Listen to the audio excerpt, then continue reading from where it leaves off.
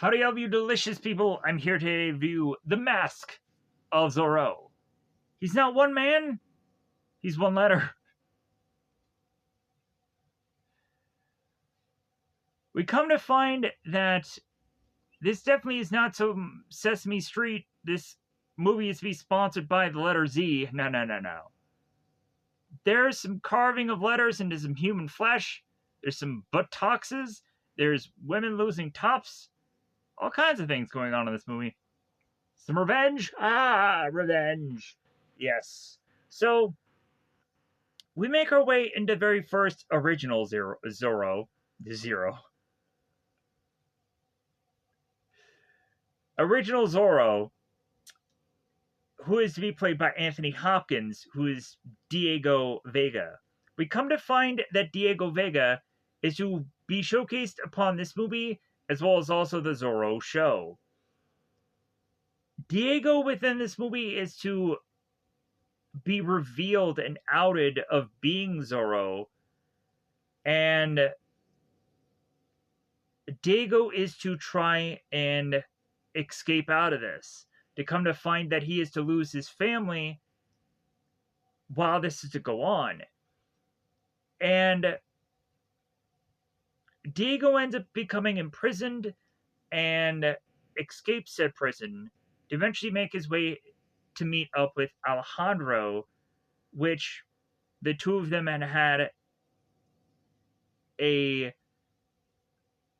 battle of sorts in the past where Alejandro had gone on to help out Diego, which in turn, Diego had given him a necklace.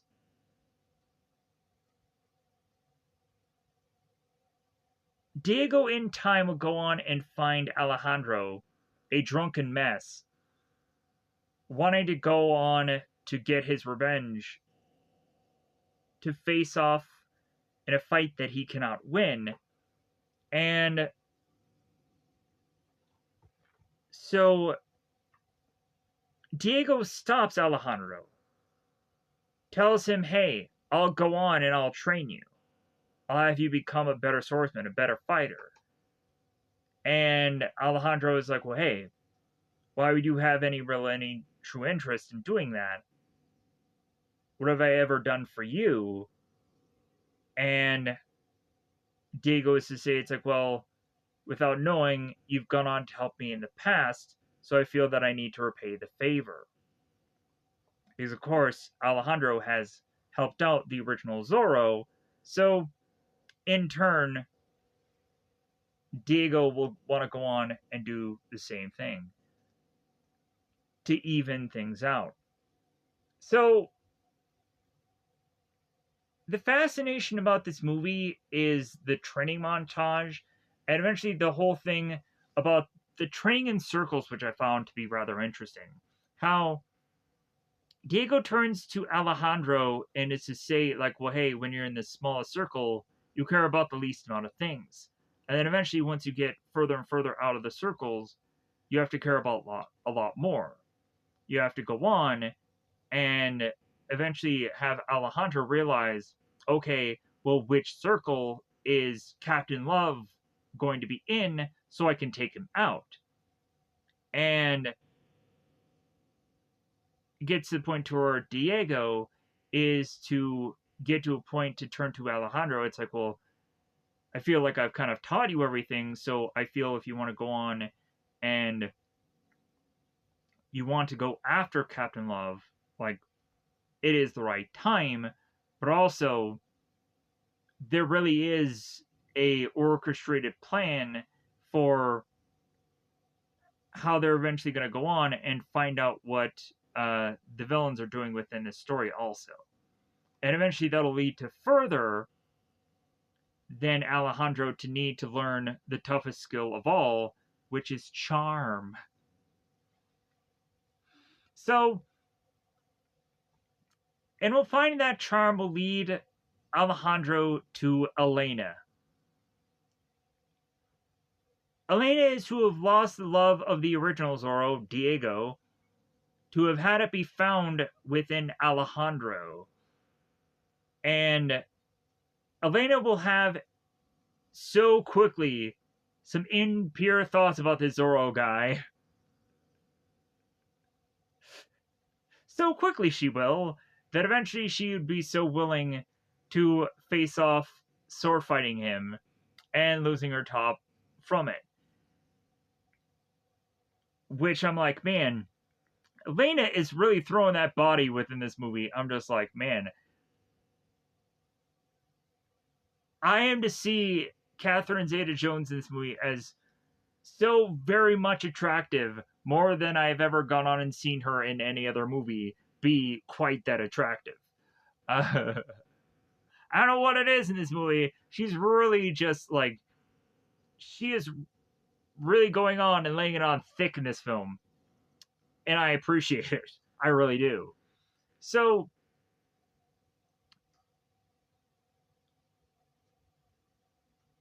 Elena has to go on and be dancing with Alejandro, or Don Alejandro, but eventually used to be the charming guy who is to try to be the Bruce Wayne from the Dark Knight trilogy, where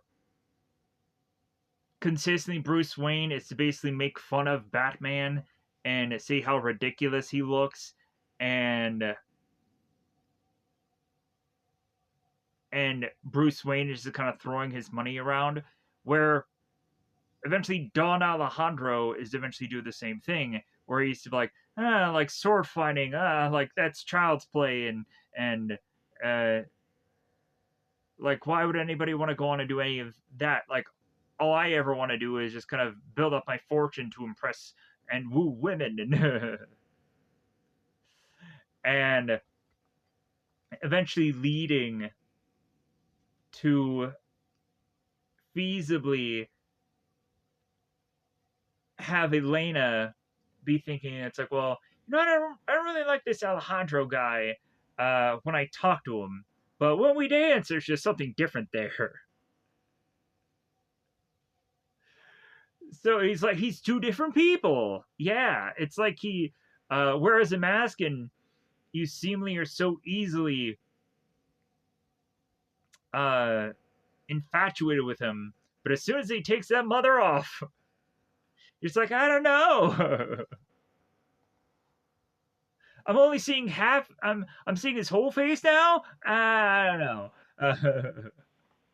When I was seeing his half, I was like, oh dang. But when I see full, I'm like, but his face though. I don't know. Butterface. Anyways, so I don't know what it is. So we make our way into this film, and I really do find it to be great. Surprisingly, it still holds up. I really did enjoy it all. Uh, how they were kind of putting this movie together. We really have our character Ella Raphael that goes on and is to try and buy out California using its own gold. And there's eventually a mining situation where they need to go on and destroy the mine and all the people who had gone on to dig within it.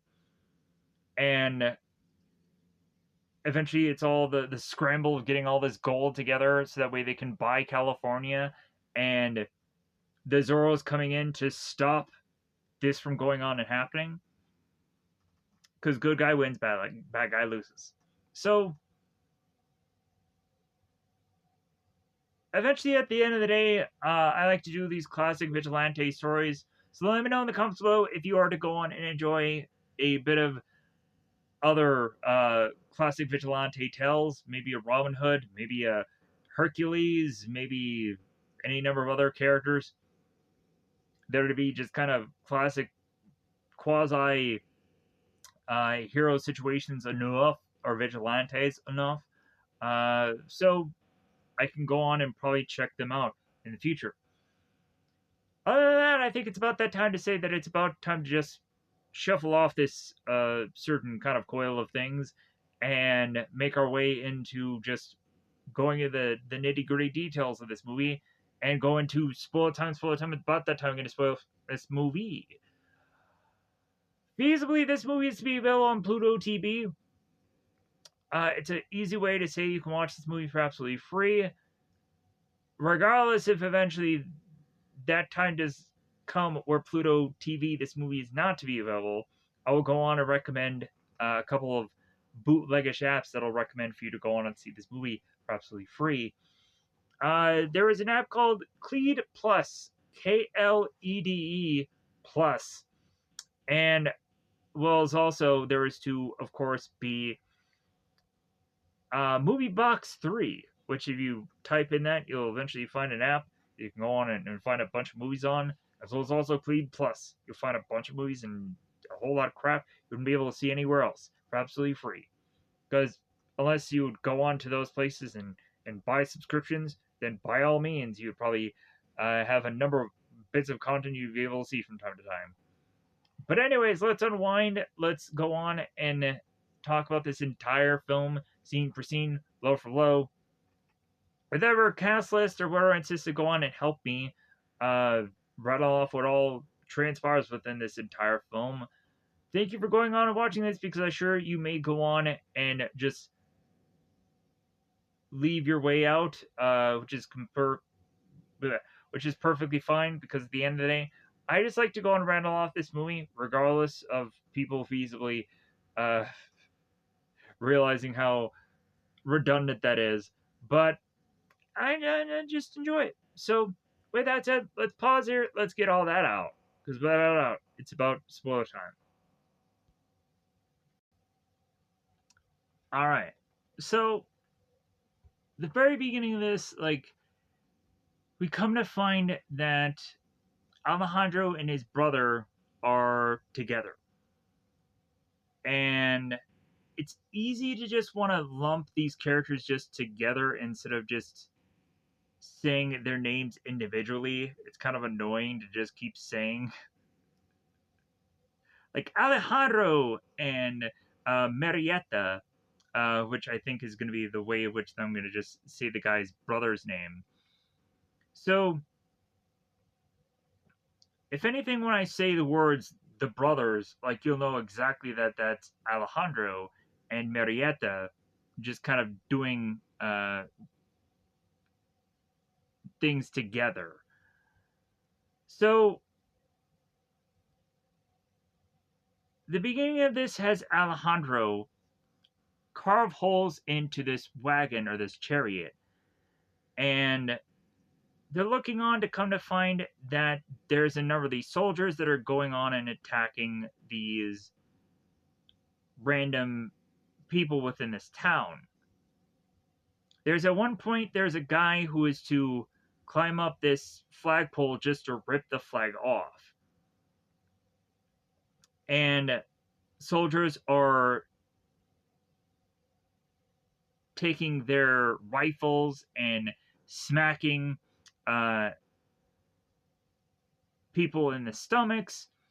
And here's where we go on, and we have Senor Lopez, who's to whip open his wagon to realize that the two kids are going on and they're cutting holes into it. It's like, hey, skedaddle, get out of here. So,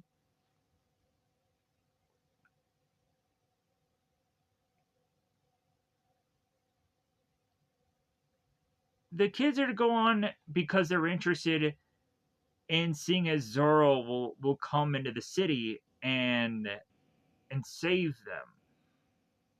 Because they're to go on and look at this thing that they're sitting on, and then there's a Z there.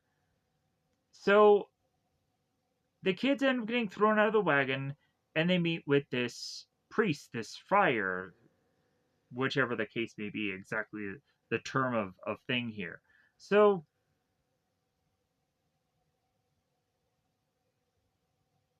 the friar goes on and tells both brothers to make their way to the church because they'll be more safe there, for how chaotic it's starting to get within the city. Then we see off in the distance a figure that is to be looking over on all the people of the town. We come to find that that is none other than Raphael. We see a number of men on horseback making their way to Raphael's place. We'll come to find out that one of those is to be Louise.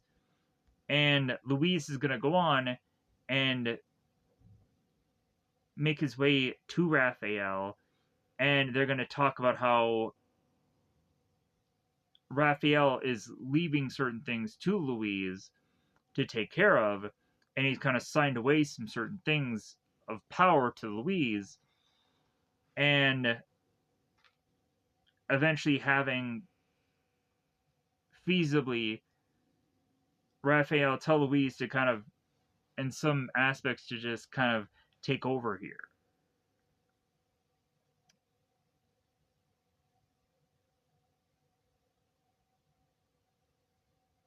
Raphael goes on and notices some children in the audience, because like I've said before, we're seeing guards that are going on and knocking people out.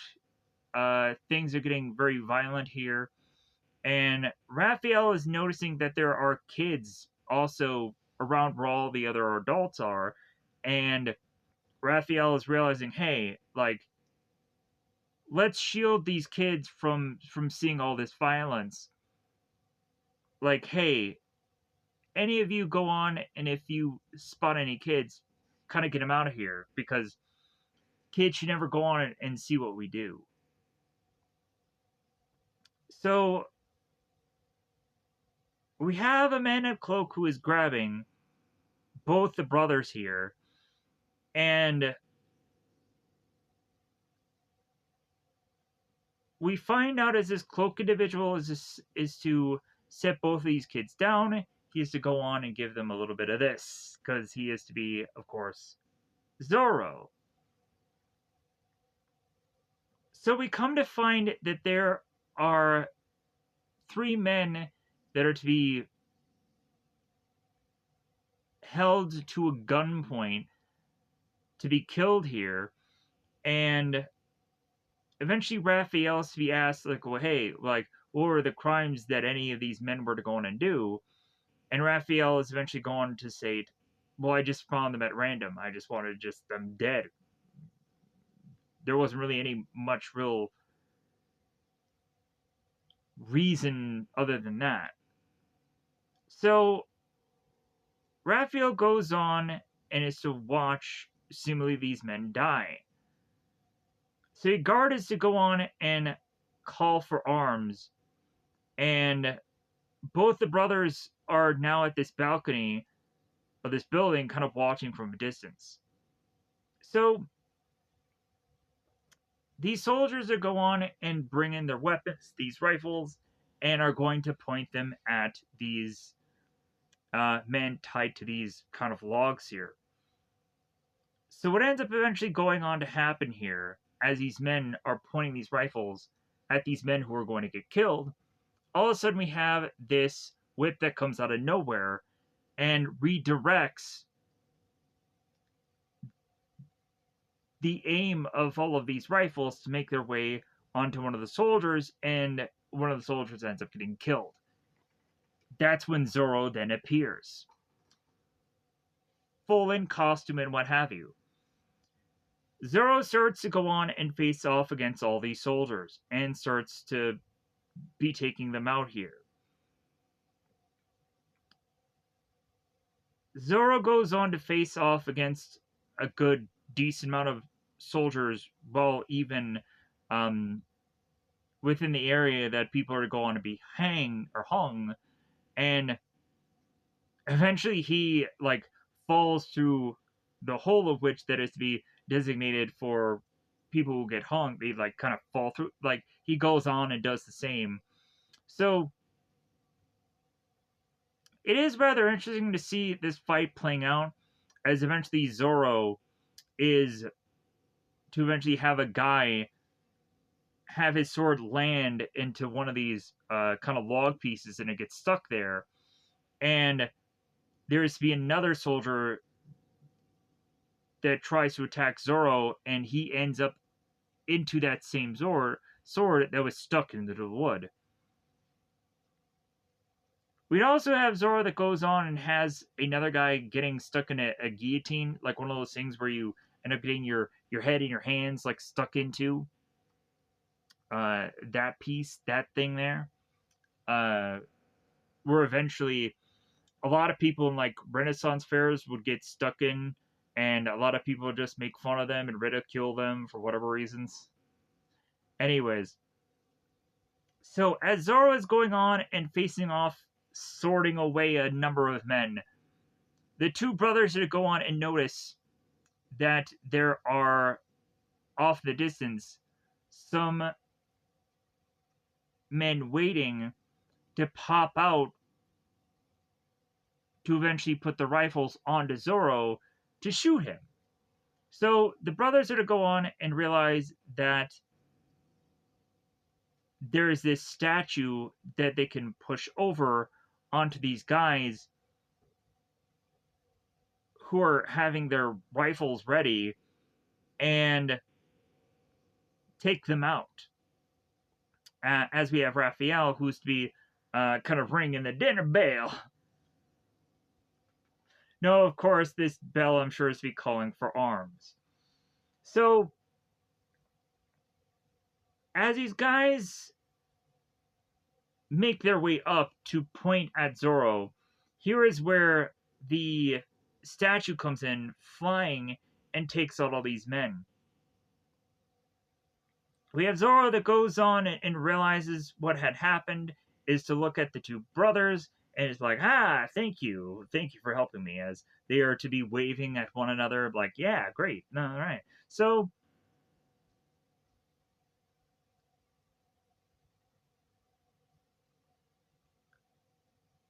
Zorro goes on and is to roll his way under a wagon or chariot, as there's a number of soldiers that are all getting pelted with food and fruit and what have you.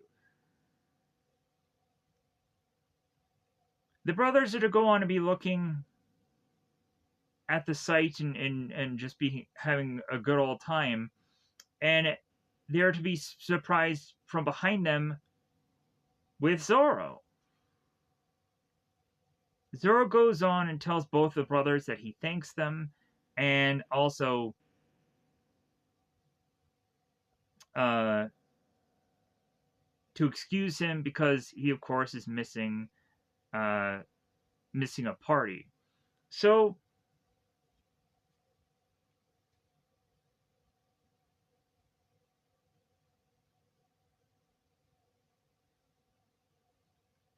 I think this may also be where Diego goes on and gives Merete his necklace.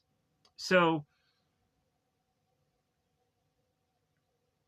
and then shortly after that, Zorro goes on to get his whip and fly off, uh, to then go on and do all this kind of acrobatic nonsense to make his way to Raphael.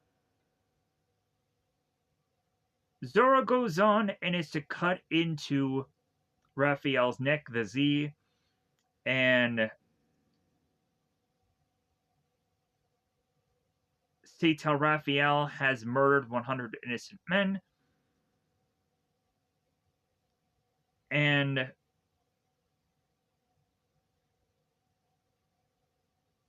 is to eventually go on and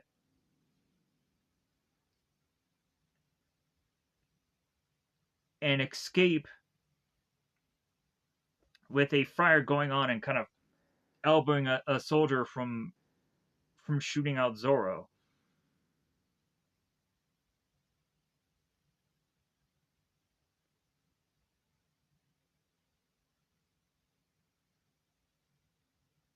Zorro goes on and makes his way back to his seemingly almost Batcave-ish. Zorro makes his way back to his underground kind of lair to then a secret passage into this fireplace where he used to go on and meet with his wife. I think her name is Esperanza. I believe is her name, and We of course have baby Elena. Uh, like I want to try to confirm that this is Esperanza because I know that this name is in that is yeah Esperanza. I was right because like for some reason I'm like I know I'm not gonna remember this effing name. Plus it was really hard to find it in the credits somewhere for IMDb. So as Diego is to make his way back to his family,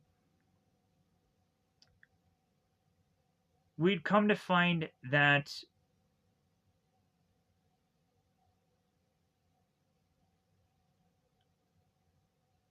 es- Esperanza, the wife, is to make her way outside as Diego is to be putting uh, baby Elena to bed, telling her a tale, telling her a story of which that he had just lived, and is to relaying it back to her.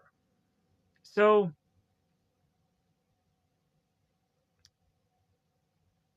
once Diego is to finish this tale, and at some point, if Esperanza that comes back, and then Diego is to be like, well, uh, like I would never do anything foolish and dangerous ever again, right? I'm done with being Zorro. This is my final time. And Esperanza is like, well, hey, uh, like if anything, obviously Elena loves your stories, and so do I. So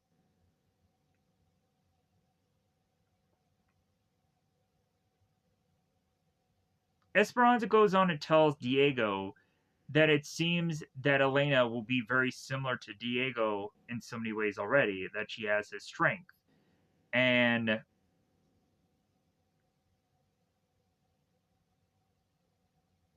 Esperanza goes on and notices Diego's arm, and Diego says that it's just a scratch. And he'll keep touching it, and eventually he'll even bleed. And that'll be the evidence way of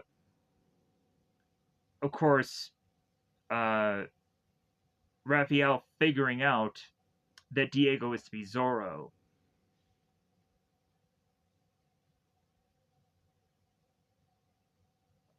Esperanza goes on and tells Diego that she's always worried that Diego may not come back home, that he may die in battle. And Diego is telling Esperanza, it's like, well, that's why I'm retiring from being Zorro. Like, you and me, we're gonna live together. We're gonna have 5 children. And Esperanza, like, 5 children? Like, yeah, 5 children. Not enough? Want more?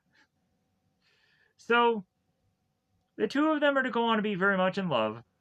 And here is when we all of a sudden have Raphael and his guards making his way into Vega's house.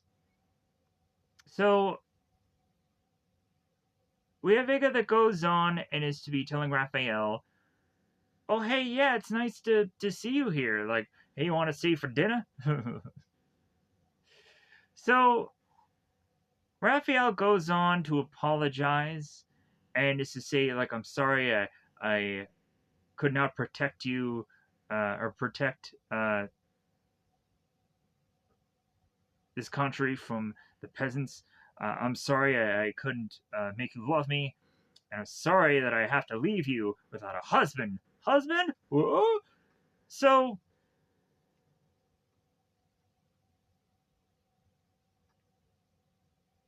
Raphael goes on to get closer to Diego and touches his arm and realizes that his arm is to bleed.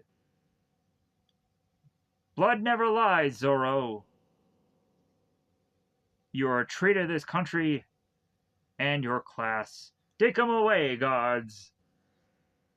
So, Diego is to whip out his sword and try to defend himself as best as he can. Eventually, this leads to a fight between both Raphael and between both Diego. Eventually, this fight ends up getting pretty detailed here between the two of them, as eventually there ends up getting guards in the way and making foolish mistakes. But if anything, as both Raphael and the Diego fight escalates here, we in the background see Elena crying, or hearing Elena crying. The fight escalates to eventually the two of them getting, both Diego and Raphael getting near candles, and the candles end up getting knocked over, and the place ends up starting to be lit upon fire.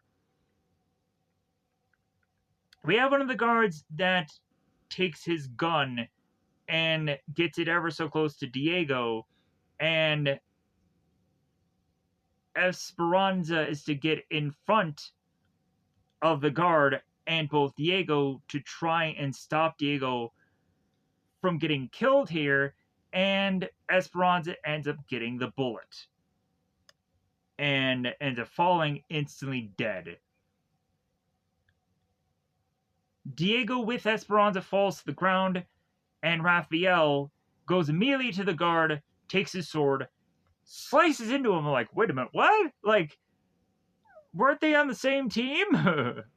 And Raphael turns to Diego and apologizes to him and is like, well, hey, I never wished any harm to come to her. Because, yeah, this guy was obsessed about her. So,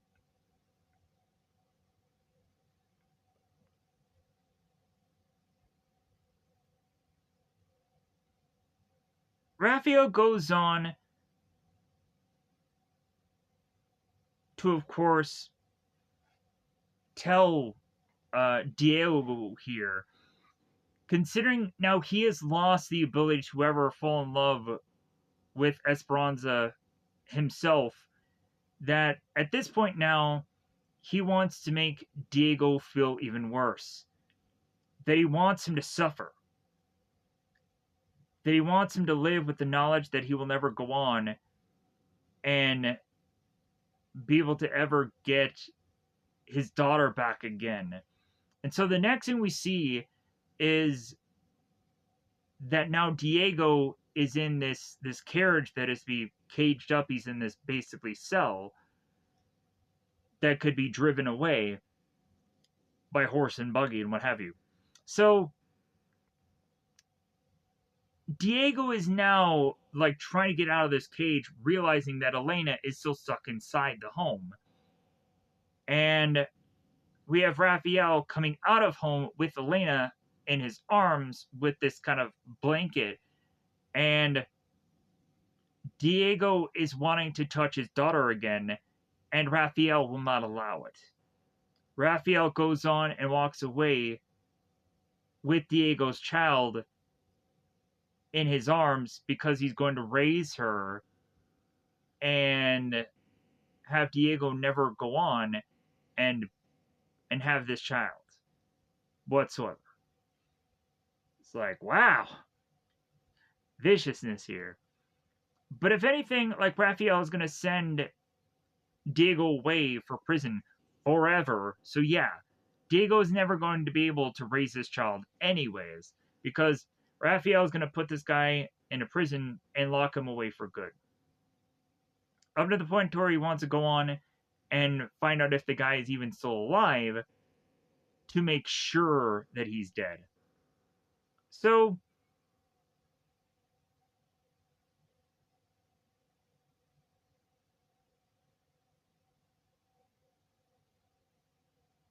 Diego, because of the loss of his wife and the realization that he has also lost his family, everything, we have Diego that turns to Raphael and tells him that you'll never get rid of me. And he gets carried off. 20 years later, we have Alejandro and we have uh, Marietta, the two brothers. Much older, but both brothers. They're being dragged by a man who is tying them to a horse and having this weird, goofy song to have gone on and sang, and is having this cantina and drinking it.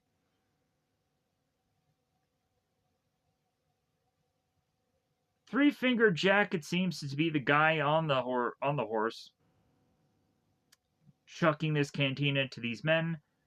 Alejandro goes on and tries to tip the cantina, realizing that it's completely empty. The next thing we see is Captain Garcia. And he has made his way to intercept Three Finger Jack, as we'd find Garcia's men is to be ripping out this wanted poster, handing it to Captain Garcia, stating that, hey, like, these two guys that he's bringing in, they match this wanted poster. So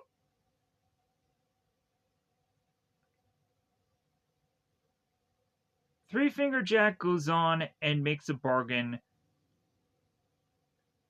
with the captain, and is to seemingly get 200 pesos for these brothers.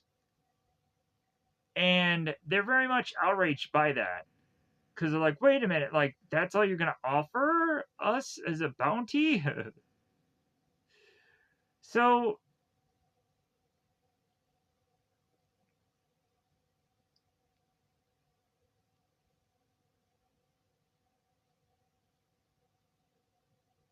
eventually it comes to find that what we're going to do here is these guys are going to want a lot more than the 200 pesos. They're going to want everything they can possibly get, and they're going to steal a horse and buggy wagon thing from these guards and get everything they can out of them, because they're going to hold them up. Because Three Finger Jack is going to work with both the brothers, and it's kind of like with Chewbacca and Luke Skywalker and Han Solo in both Stormtrooper outfits trying to rescue Leia. It's kind of like the same thing here, where it's all a ruse, where Three Finger Jack is to be pretending that he's to just be some bounty hunter collecting these guys, but when in actuality, he's working alongside them.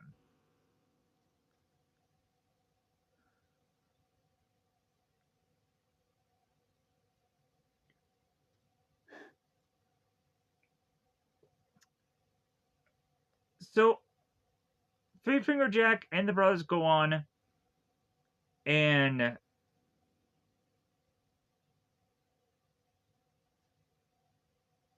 they get this wagon, and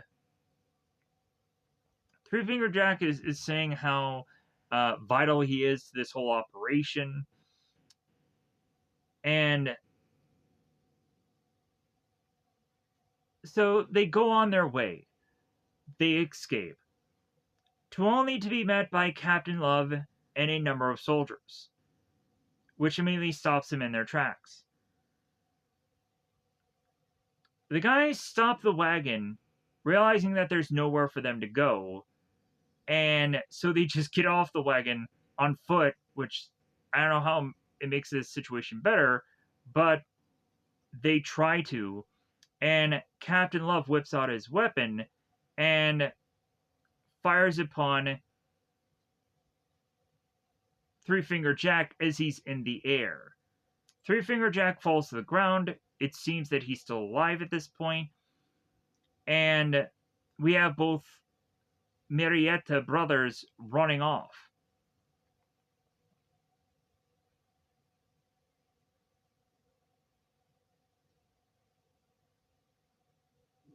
Captain Love goes on and is to fire yet uh, another bullet here, and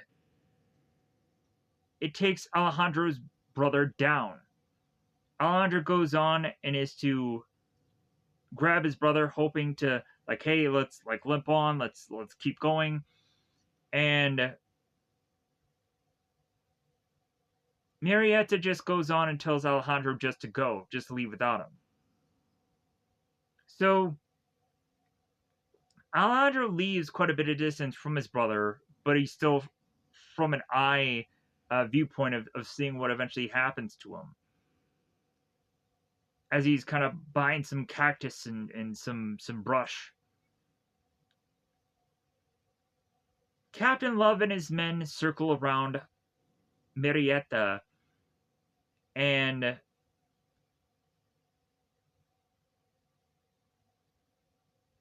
Captain Love goes on and tells Marietta, I want you to know I consider this an honor. Takes his gun. Marietta goes on and takes his own pistol and fires upon himself. And falls. Captain Love, shortly after that, takes his sword and cuts off Marietta's head. And has the silver necklace come off, of course, the body. Captain Love goes on to say to the guys that he wants to keep the head because he'll use it as a trophy later. And eventually he'll keep it in a jar, oddly. Because he just likes to keep weird souvenirs.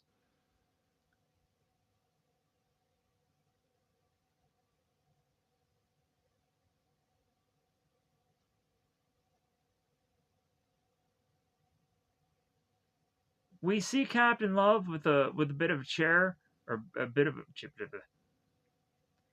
We see Captain Love with another horse off to the side of him, and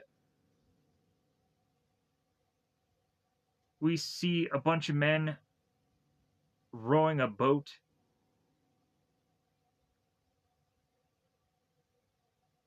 with a figure that is to be kind of very cloaked.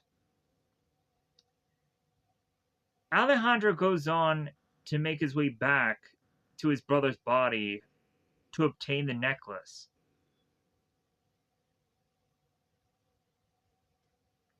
We find at this church or graveyard, I'm not quite sure exactly which, so I'm just trying to be very much exactly figuring out what exactly this place really is.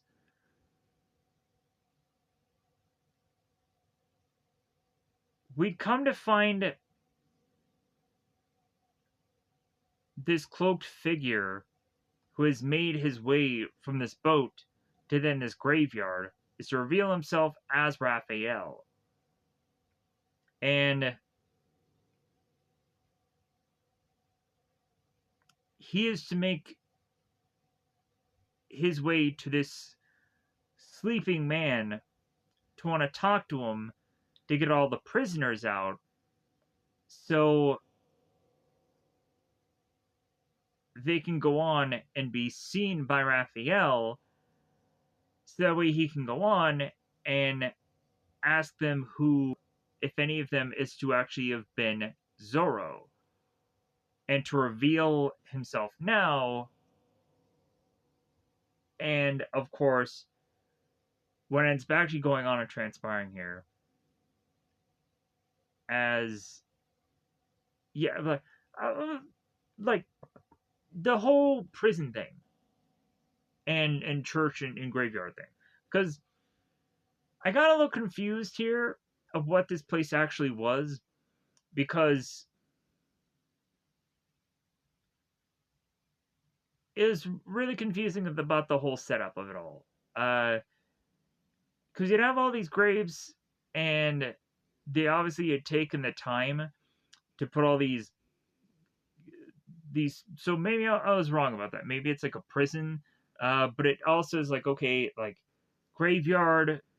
I'm trying to figure out exactly what this place really is. So, if anything, that's my clear confusion here.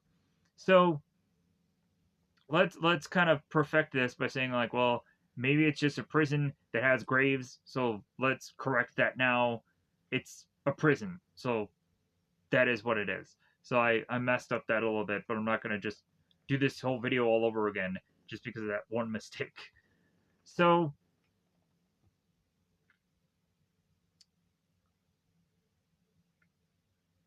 maybe what I meant to say, it's like, well, it looks like a church or a graveyard at first, but it's really a prison when you look inside of it. That's what I meant. So Raphael goes on and starts looking at all the people and is trying to figure out if he's seeing a familiar face. There is to be one man that seems to have a very grizzled beard and very long amounts of hair, and it's to have a bit of cloth that is to be covering one eye. Eventually, Raphael is to get ever so close to looking at this man to see if it is Diego, and here's when we get to the point where we have the shouting of like, well, hey, if you are to have been the man who is to have been dressed as Zorro, reveal yourself now. And we have like an I am Spartacus kind of moment where everybody who is to be these prisoners are revealed that they are Zorro. Everybody starts saying that they're Zorro. And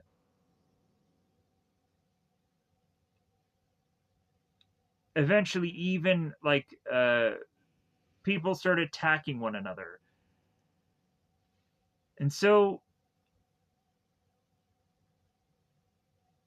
all the guards start thrusting all the prisoners back into their cells, and come to find out one of the prisoners ends up being dead. So the guards go on and call for the one prisoner to get buried because he's obviously dead. So they bring back Diego into his cell, and he grabs the guard and chokes the life out of him and kills him. Takes the man's keys and opens up his cell. We come to find that there is no key that fits this guy's shackles, so eventually he has to come up with a creative way to get open his shackles. So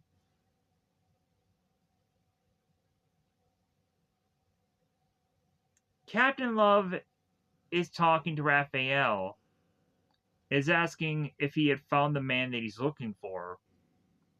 And Raphael is to seemingly be convinced that Zorro, or Diego, is dead. So it's time for him to go on and make his way back to his boat so he can get some sleep.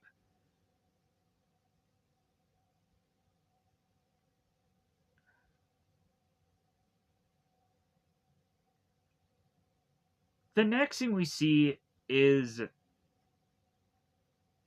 that Diego makes his way to one of the guards. He finds the man's gunpowder and pours it into a shackle. Figures out a way to create a spark and starts to do that, eventually figuring out a way to make a fuse and put it into his shackle to eventually create an explosive that goes on and opens the shackle up.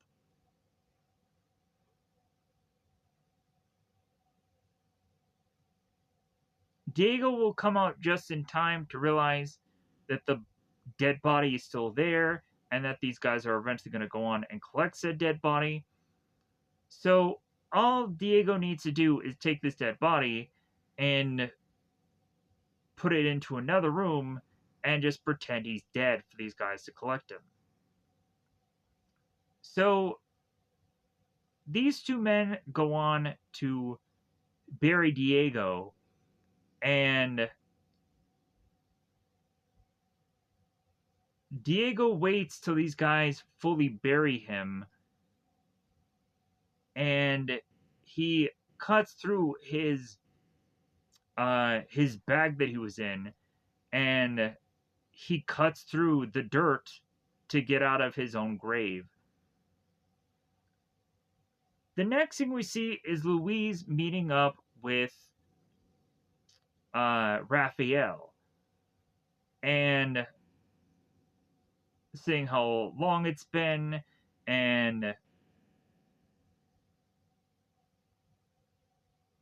how Louise was in such a favor to Raphael and he never forget that. And so Louise had gone on to give Raphael this gold nugget, and Raphael goes on to meet up with uh, Pedro and Hector and Julio and hugs all of them. Hugs all these random guys, all these dons. Then it's quite interesting because Raphael starts talking to the people. And he talks to them in a way that feels very, very, very honest. Raphael tells the people that are just there, it's like, you know what, I know that you're not really happy to see me. I know you're just pretending. So like let's kind of just get this over with. So he also knows that a lot of people had just been paid just to see him. So yeah, like to realize that. So we find out that the only person not paid to go on and see Raphael is to be a guy that wants Raphael dead. And so he's to be in the crowd with a knife, slowly but surely taking it out to want to kill Raphael when Raphael gets closer and closer into the crowd. So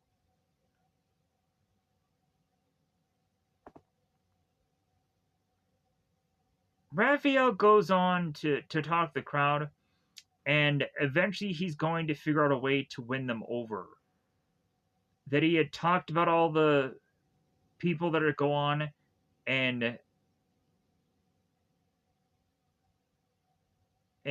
to be the dons and the people behind him that they should not trust, but if anything, for Raphael, all of them should be trusting him because he's going to go on and do the one thing that they can't, and that is to go on and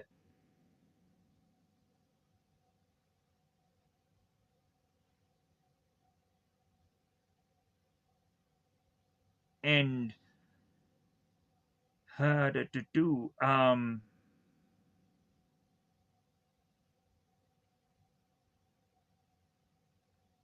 make California independent is what I was trying to say here. And Raphael is going to do that because it seems that no one person has ever gone on to defend them. And even when someone would go on and mention, like, well, Zorro has, it's like, well, okay, sure, but I'm going to do that without a mask. So Diego goes on and starts finding his way through the crowd to try to get to Raphael. And all of a sudden, Elena comes in. And she has this umbrella. And she's thrusted these flowers in her face. Elena is to go on and realize, these flowers seem very familiar. And Elena is not quite sure how she is to know the scent so well. Diego goes on and looks at Elena, and his knife sinks, realizing that there's no way he can go on and get his revenge with Elena right in front of him. Having to see her father die right in front of her, it just does not seem right. Even though technically, for Diego, there's a lot of things right by killing this guy off. So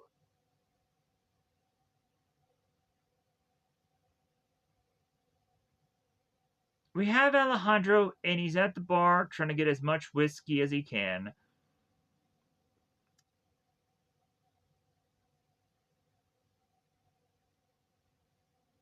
But the guy who is to go on and be giving Alejandro this whiskey doesn't really seem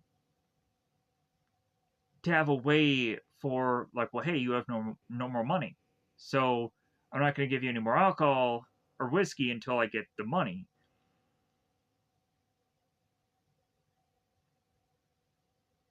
So Alejandro goes on and shows this man his his silver necklace as a way to bargain.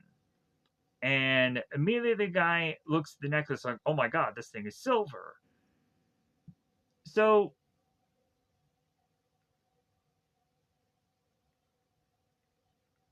we all of a sudden see the stick coming at Alejandro, and it's coming from Diego, going on and asking how uh, Alejandro how he had gone on to obtain such a necklace.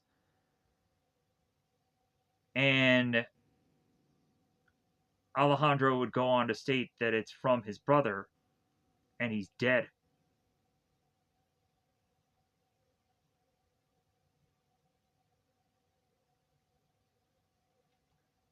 Diego tells Alejandro that he should not go on and treat a necklace like this so easily just for whiskey, or even just one cup of it. And Alejandro is like, well, do you think I could have gotten more? We all of a sudden see Captain Love appear off in the distance, which immediately upsets Alejandro. Alejandro starts to get up, and Diego is curious why. Alejandro explains to Diego that he's going after the man who had killed his brother. And Diego is telling him, no, don't go after him. You're too angry, you're too drunk. So, as more Alejandro is to insist into beat temptation or tempted into facing off against Captain Love, Diego is to grab Alejandro by the neck and forcing a confrontation now between both Alejandro and Diego here. It's funny within this fight because Alejandro will go on and say that no one has ever bested me, and Diego will be like, well, I just did just minutes ago. Anyways, because the two of them go on and they fight here, and yeah, Alejandro is no match for Diego. So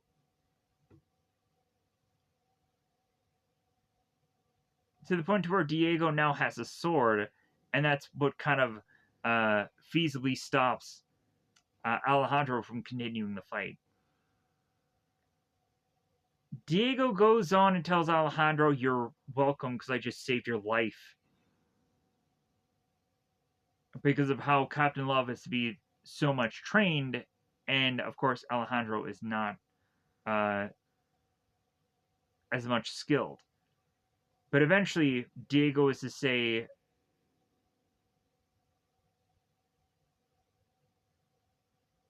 after figuring out his name, that there is a saying: when the people is ready, the master will appear. If you want to kill this man, I can teach you how.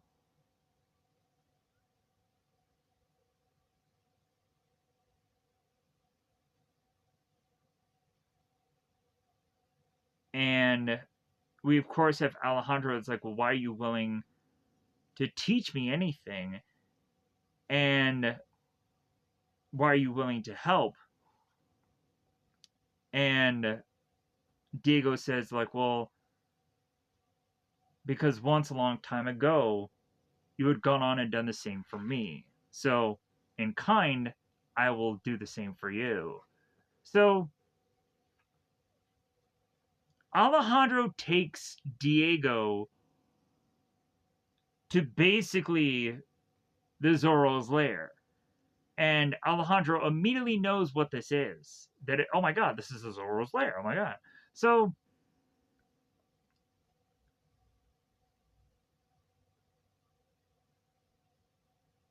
and he calls it the lair of the fox. So,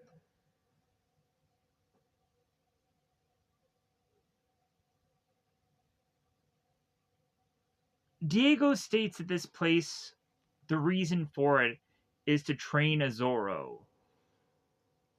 And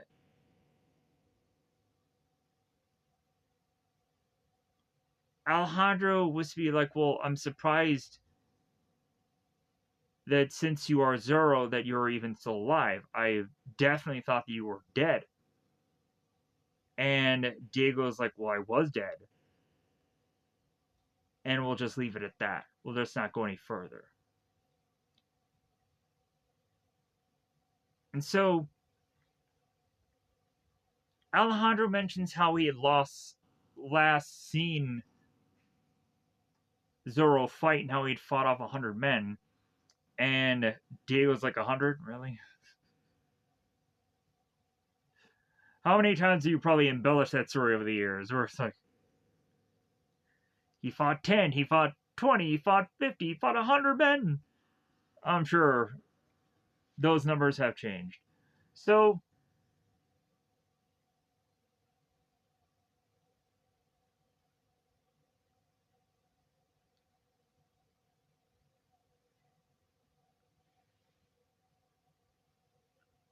we'd go on to say from Diego that Raphael, his nemesis, was just a governor of California then.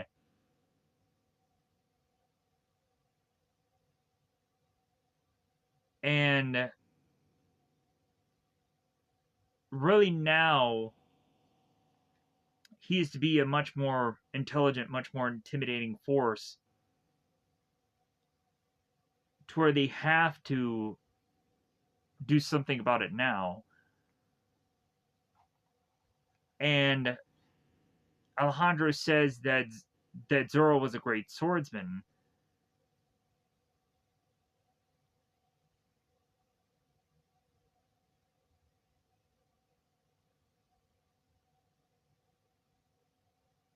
So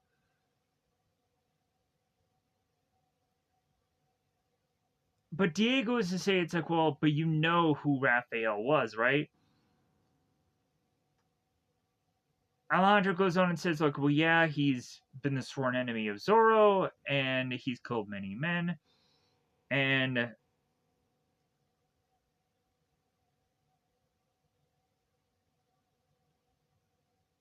Diego says, like, well, then I'm going to have to go on and leave him to you to take him out. Because I have too many complications that I will not go on and be involved myself.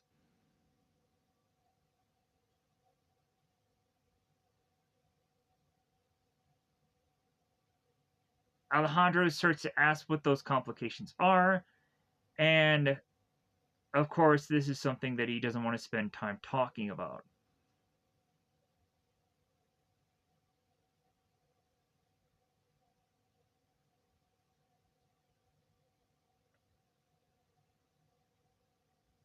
So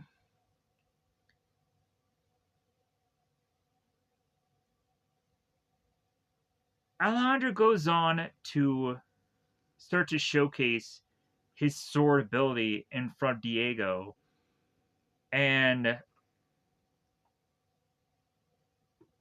we have Diego that is to go on to realize that this is going to take a lot of work. That feasibly, Alejandro is not that good. So here is where Alejandro is to be thrusted into the many circles and says that these are training circles and this is the master's wheel.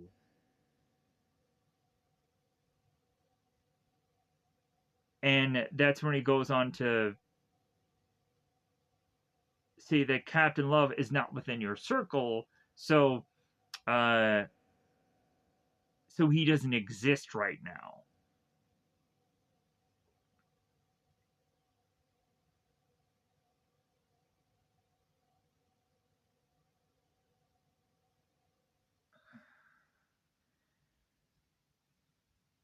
So we have Alejandro that takes a sword, and we in turn have Diego that starts to attack him.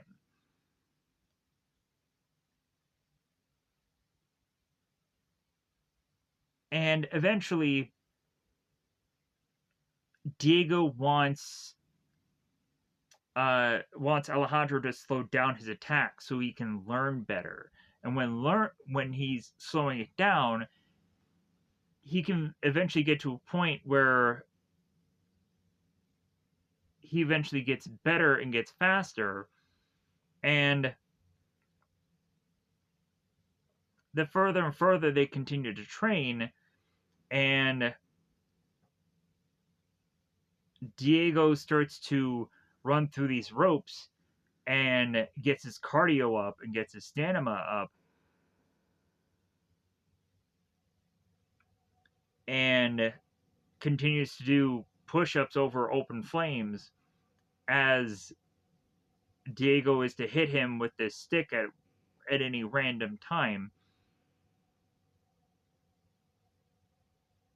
And this is like the obvious montage here. We get to where Alejandro is learning these certain techniques of these numbers and where exactly to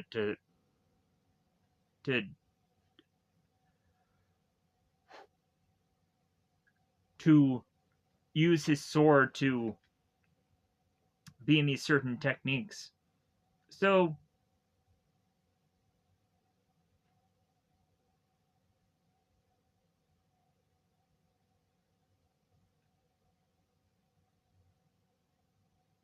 eventually, the further that Alejandro is to go on and not do everything perfectly, we then in turn have Diego that starts cracking the whip out and continuing to hit Alejandro consistently to where Alejandro, of course, gets very angry and goes after Diego. And immediately when doing that, Diego is to stop Alejandro's attack and then is to have a blade to his neck and tells him, hey, lesson number one, never attack in anger. So how is he going to fight somebody in revenge that obviously it's like, well, yeah, like he definitely is probably going to attack this guy in anger because he wants revenge, but I guess that's maybe just some circle that we'll get to in another day. So we have Diego that goes on and tells Alejandro, and lesson two is, and he takes a big whiff at his armpit. It's like, yeah, I think it's about time for us to be teaching a little bit of hygiene there, buddy.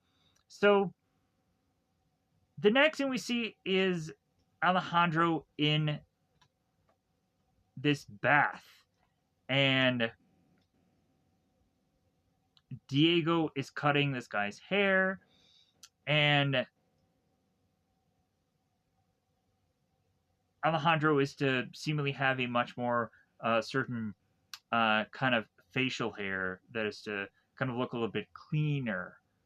So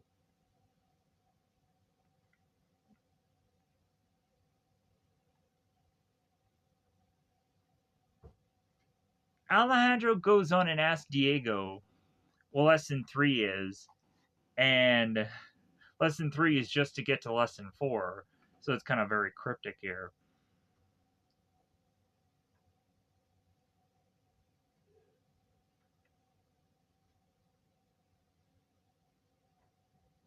So now Alejandro has practiced so often now that it's finally gotten to the point to where like we would have every kind of person who is to train someone, where eventually said trained person will go on and become the better of the person training them, and then they'll get to the point where it's like, well, hey, I can't watch you all the time.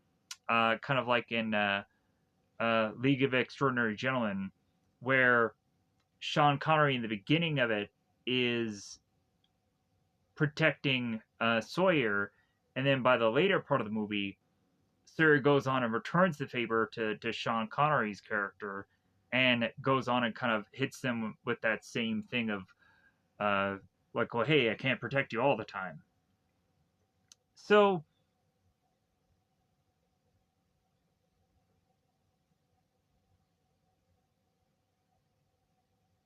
we have Alejandro that's is to best finally the original Zorro, Diego, and is to be like, okay, let's do this again.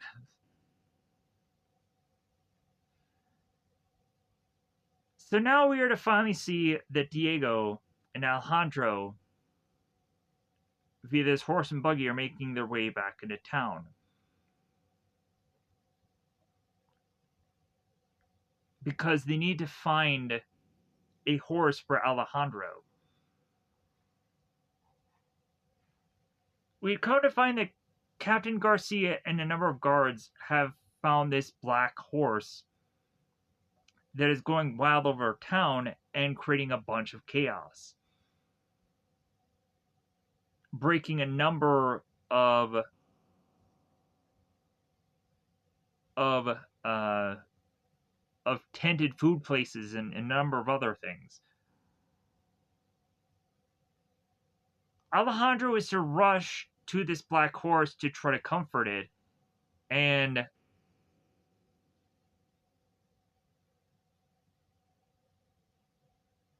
is to say at some point that this will be the horse that'll be his. We have Captain Garcia that goes on and rips the horse away from Alejandro, and Alejandro is like, well, I'll see you tonight. The next thing we see is Alejandro finding a blackened cloth that he used to poke holes through, and that has become his first ever Zorro mask. It kind of has a little bit of red in there, but regardless, mostly black. Which is it's kind of smart in that kind of way, because you have to realize that this is like the first kind of thing of this character where he's kind of need to earn his keep, and eventually he'll earn the actual proper mask. So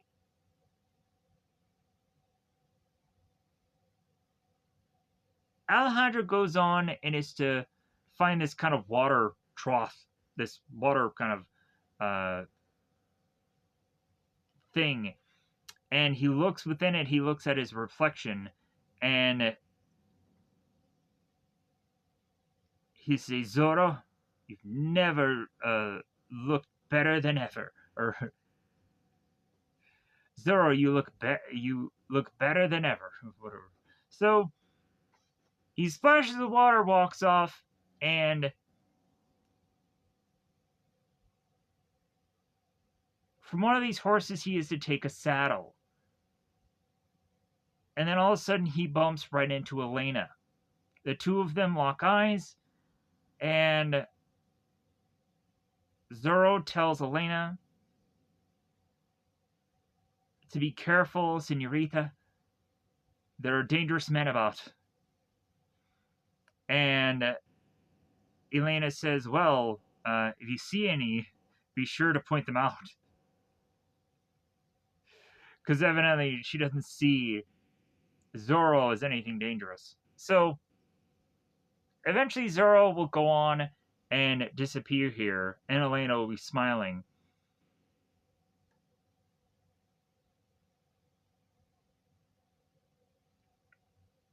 So Zorro finds a way into this building where this horse is, and he'll find this like vent thing that he makes his way like roping through.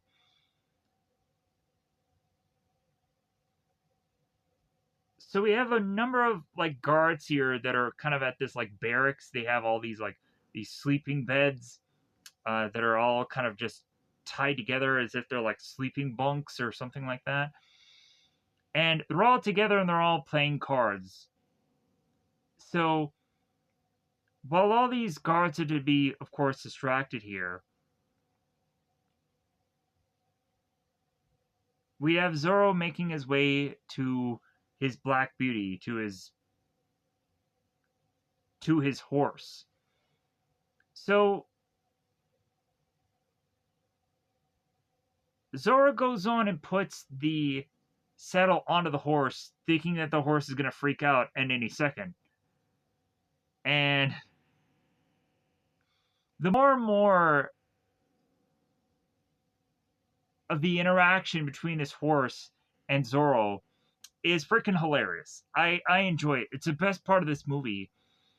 To go on and think that Zorro and his horse are going to be perfectly together, and they never will be. They never will be in this film. And it's great to just consistently see that within the film, to where Zorro cannot trust his own horse to the point to where at certain things he has to go on and figure out a very creative way to stop these other guards and take them all out by just jumping on one horse to get to the other, because he doesn't have his own. So Zorro is to get on to the horse and is to say that we are one spirit. And immediately after that, yeah, we'll find out much one they are. As the two who have become one are to be crashing into all the soldiers who are playing these cards, and the horse is going all over the goddamn place. And the horse is breaking all of the sleeping beds, and everything is going chaotically, and eventually it gets to the point where Zorro goes on and falls off the horse, and it's to now be surrounded by all of these guards, and he's like, like, all right, what's gonna happen now? And so all the guards search to surround Zorro, like, hey, get him. So eventually all the guards dogpile onto Zorro, and eventually Zorro is to sneak past all of them. It's kind of like in Ninja Turtles, The Secret of the Ooze, where at some point all of the foot soldiers dogpile over Mikey, and then Mikey's looking at all the foot soldiers like, hey, what are you guys all doing? In a very comedic way, because he had figured out a way to just kind of sneak out, and he's all kind of realizing that the foot soldiers have all been dogpiled, and they don't know, and he doesn't know exactly why they're still there. So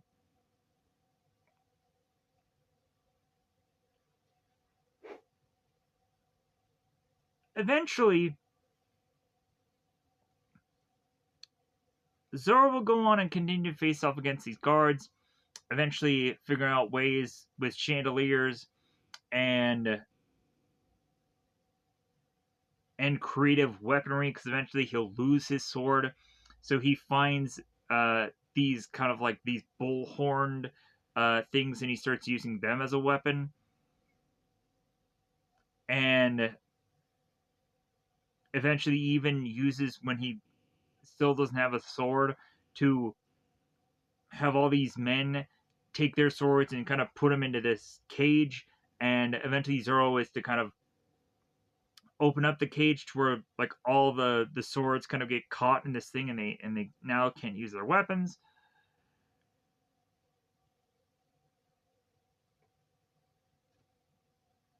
Zorro goes on to eventually retain a sword, and then we all of a sudden notice how Zorro is having his sword, and all the guard swords getting caught up with his. So all of a sudden we start to see that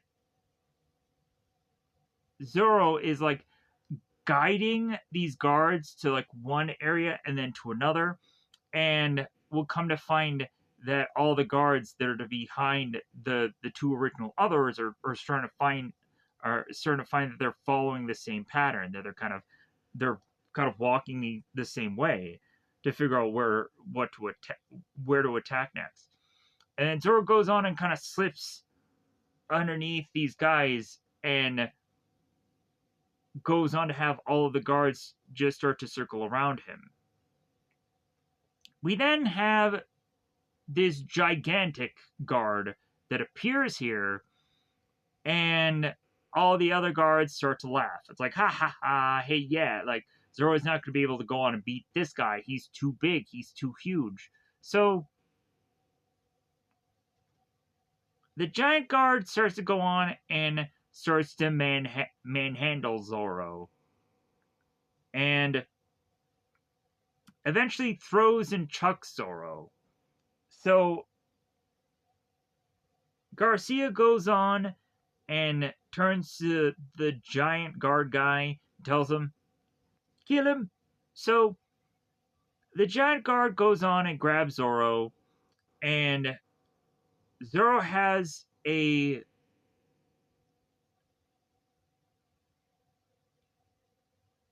cannon next to him that conveniently has cannonballs. Zorro grabs the cannonballs in both of his hands, takes them, and chucks him onto Giant Man's head consistently, bashing him in the head with these cannonballs. Just pa, pa, pa. Eventually, the giant guard will have lost all of his teeth and ends up getting knocked out here. Leading to then Zorro to now have this cannon, and he's telling all of the men, the legend has returned, and he is to explode the cannon and really just completely just demolish this building at some point that they're inside of. Accidentally lighting a fuse that will lead to this gunfire that's in this barrel.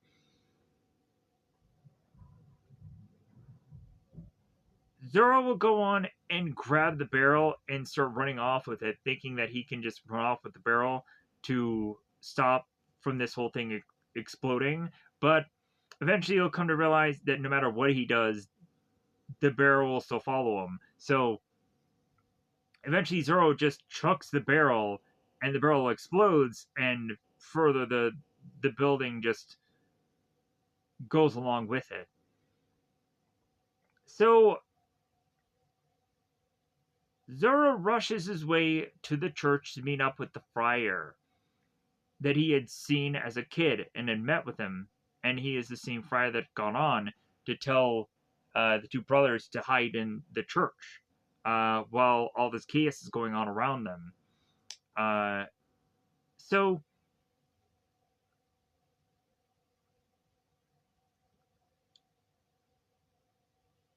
Zorro goes on and meets with the friar, and the friar knows exactly who this guy is. Like, oh, you're Zorro. Hey, yeah, like you haven't aged a day. Like for me, yeah, I have aged, and so I guess whenever there is to be a different Zorro, all the Zorros look alike. I don't know why, but it seems like they do. So the friar goes on and just starts talking and talking, talking, and Zorro finally needs to stop the friar from talking to ask him. It's like, well, hey, I have a number of people after me. Like, is there a place you can hide me? And so the friars are going like, well, yeah, like I have one place, which is be the confessional. So Zorro goes into the confessional, and we think that okay, he can just hide out here, and no one will find him, and it'll be okay. So Zorro goes on and takes off his mask, and so Alejandro is to all of a sudden hear from a side of him of Elena asking about what's going on outside. It sounds like a war zone out there or a battle.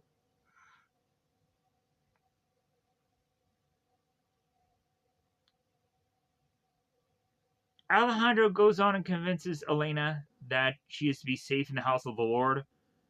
And so we have Elena that goes on and is assumed that right now is a perfect time to go on and just continue with what she's there for, which is to just confess. So Elena goes on and states that there has been 3 days since her last confession, and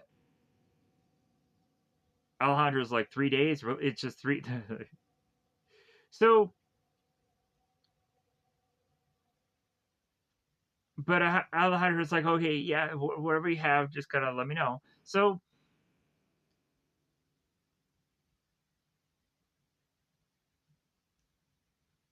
Elena goes on and mentions that she has broken the fourth commandment, and Alejandro has no idea what the fourth commandment is. Like, well, did you kill somebody? And she's like, no.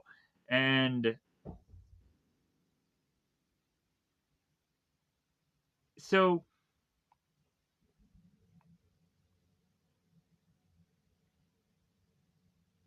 Elena is to mention how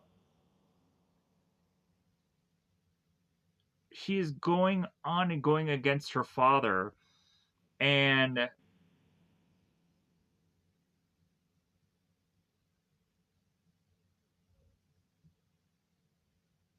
how she's going on and starting to become much more wild, and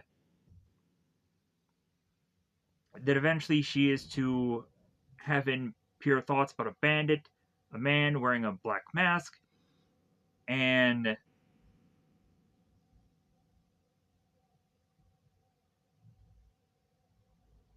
that there's something in this guy's eyes that is to just attract her, and the further and further they like dissect it and say how like lustful it is, and this and that. So Elena goes on to ask if Zorro will forgive her, and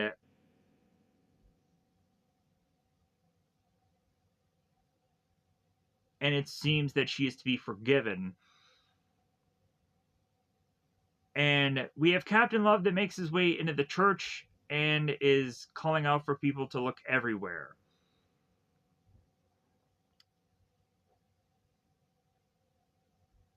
So the friar goes on and is to make his way to Captain Love for them to be searching everywhere into the church. And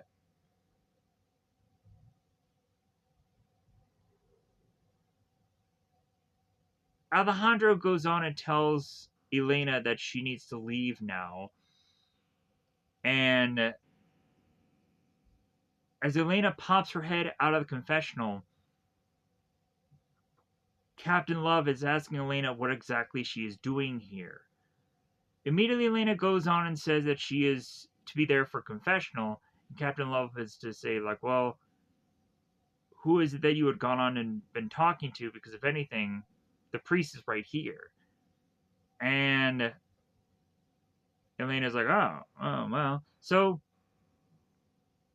Captain Love has realized that it's more than likely Zorro is to have been the one that Elena had been talking to. So Captain Love is to go on and open up the confessional to realize that the top of the confessional has been sorted open and that whoever was inside has now disappeared.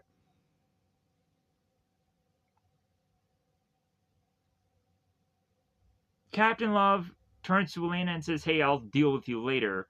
But now, like, it's time for Captain Love to just talk to the priest. We'll go on and we'll find that the priest sometime later will go on to be a part of the people who are digging the mines. We'll come to find we'll see the priest later on. So I guess he really was in deep shit to the point to where the priest was forced to now dig in the mines. So Zorro goes on and finds his horse, his Black Beauty, and so it's funny because Zorro is going on and trying to figure out some nickname to call it, Blackie, Thunder, Storm, or something. And how the horse goes on and answers seemingly to no nickname or no goofy thing. We have Zorro that tells Blackie, or whatever the frick this horse name really is, that, hey, I can get another horse. So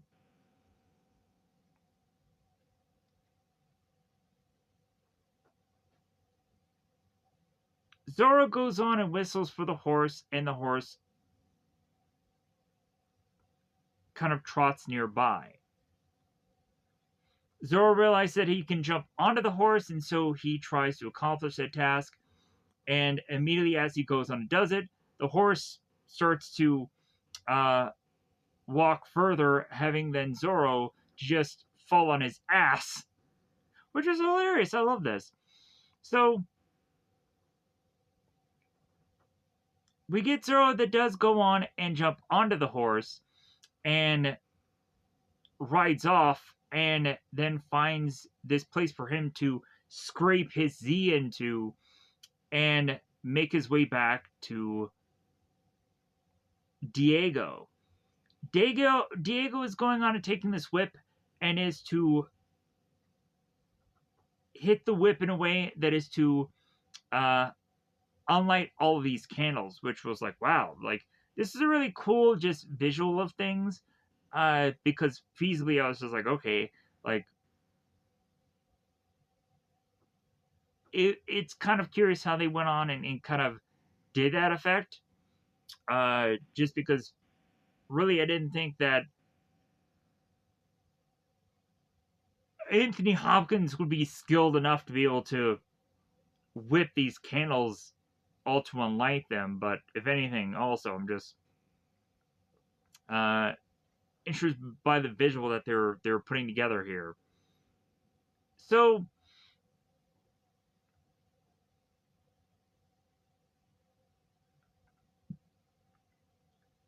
Alejandro goes on to explain to Diego about how he had gone on to obtain his black stallion and how he had carved the Z and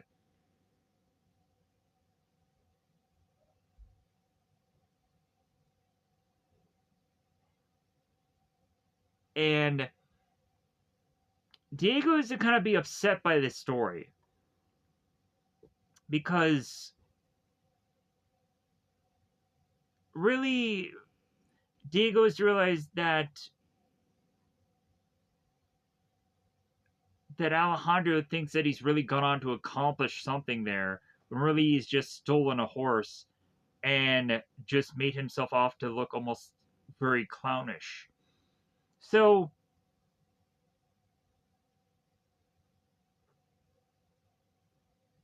forcing Alejandro to realize that he hasn't really been worthy enough to wear the mask of Zorro yet. And if anything, for Alejandro to come up with a mock mask should be just kind of to be torn for him to not to have the ability to justify being to wear it again. So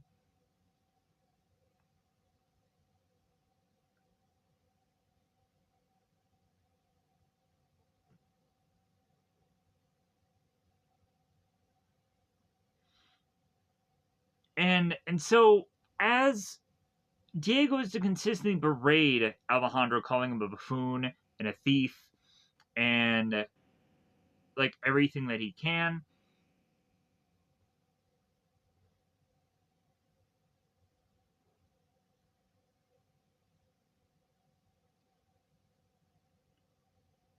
Diego is to say that Zoro always did what was needed for the people, and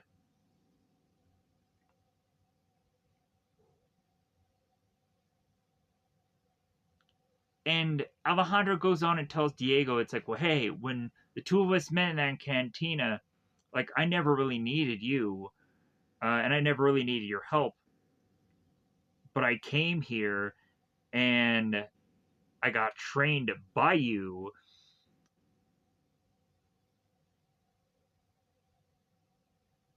and gotten your strength and your courage, and now when I'm really wanting to try to use them, like you slap me down.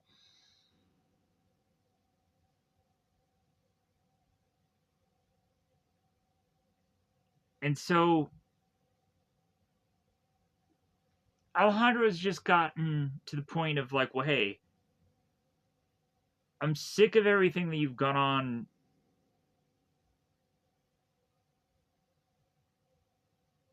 to lecture and train me on, and I'm tired of waiting around.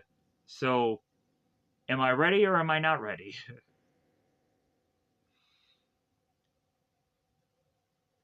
And Alejandro's realized that he has his own score to settle and a new life to find. And so, here is where Alejandro starts to storm off to show how much he cares about this. And so, as Alejandro storms off, Diego stops him. He tells him, "En garde." Alejandro realizes that Diego wants a fight. So Alejandro goes on and whips out his sword, and he's like, aha, like, what do you got for me now? And Diego is to thrust a spoon into the air. Like, you're going to be learning this. So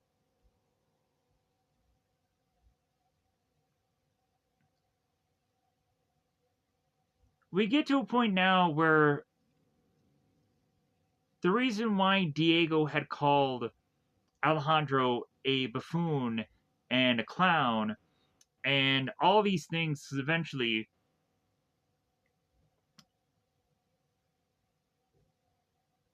Diego will need to beat out all of that buffoonery and that clowning and make Alejandro in a much more intimidating figure, and also to be a man who is to eventually pull off being charming. And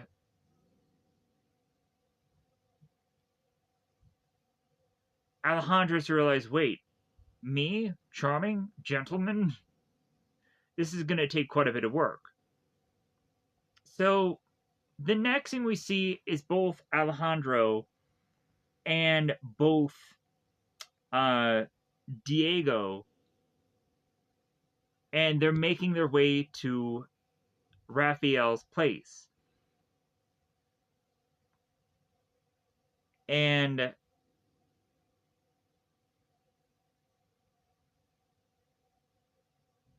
Alejandro's going on and turning to Diego and asking him, hey, wouldn't Raphael at all recognize you, Diego? Like, wouldn't he know that you're Zorro? And Diego says, no, he won't recognize me because he never looks a servant in the face. So I should be fine. So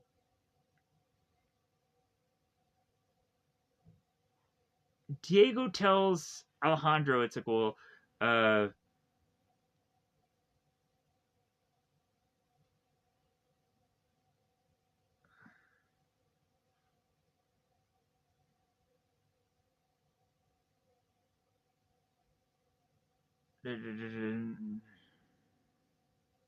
let me pause here for a second.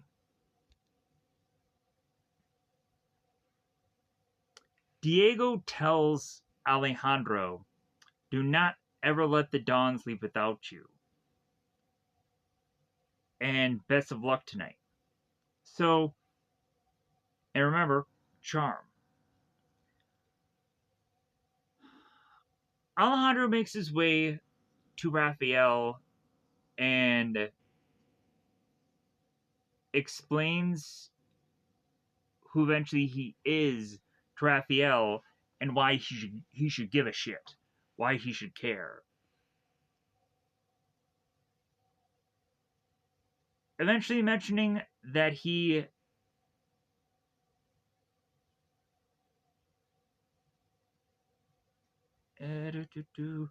uh,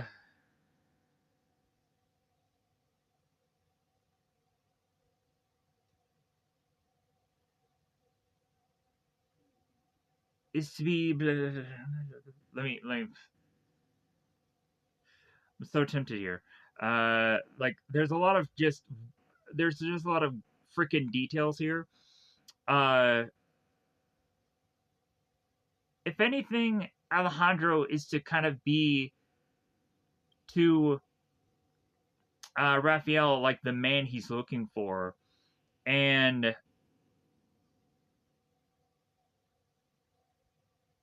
how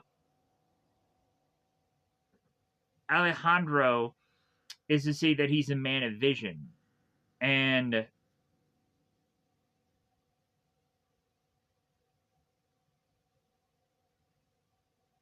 Raphael is to go on and think that the people that Don Alejandro is connected to is to be people that weren't in Raphael's favor, and Alejandro goes on and turns to Raphael and state, well, like if anything, you had gotten kind of misinformation, and not everybody was to be against you. So,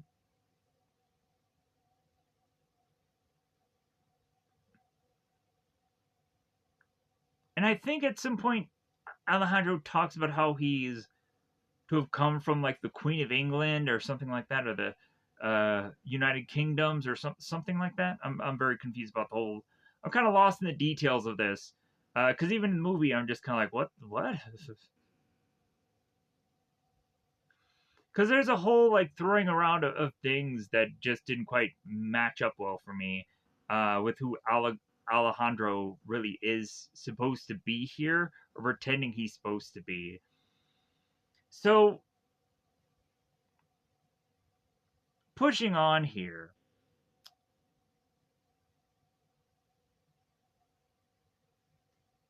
Raphael goes on and is to be introduced to Elena, and Alejandro, or Don Alejandro, is to kiss Elena's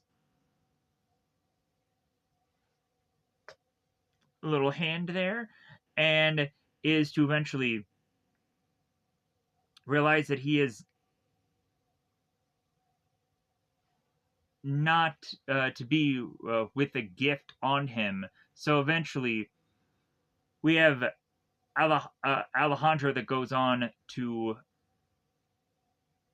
start to have his hands and put them in a very certain way, and then all of a sudden is to whip out this flower from underneath one of his hands as a magic trick. Giving this to Elena, like, oh, he did a magic trick. He made a flower just comes out of his hands. Oh, I'm so won over by this. Wow, a flower magic trick. Woo! I'm sorry, women do not like magic tricks. They really don't. I, I'm sure, like, there may be a lot of women that are like, I beg to differ. I love magic. But I think a lot of people are just like, you did a magic trick. Wow. Like, I'm so wet down there. Wow. Just my panties are just flying off because of a magic trick. Woo. Can you disappear? Anyways, whatever. Maybe I should disappear and make this video a little bit less longer. Anyways, so shortly thereafter, the whole flower situation and Alejandro turning to Bernardo, who is Diego, and telling him to pick up his feet for them to move. Alejandro goes on and makes his way to a table, and Elena mentions to Don Alejandro that he should come with them to their specific table. And Alejandro's like, well, good, then I've kind of won them over then. So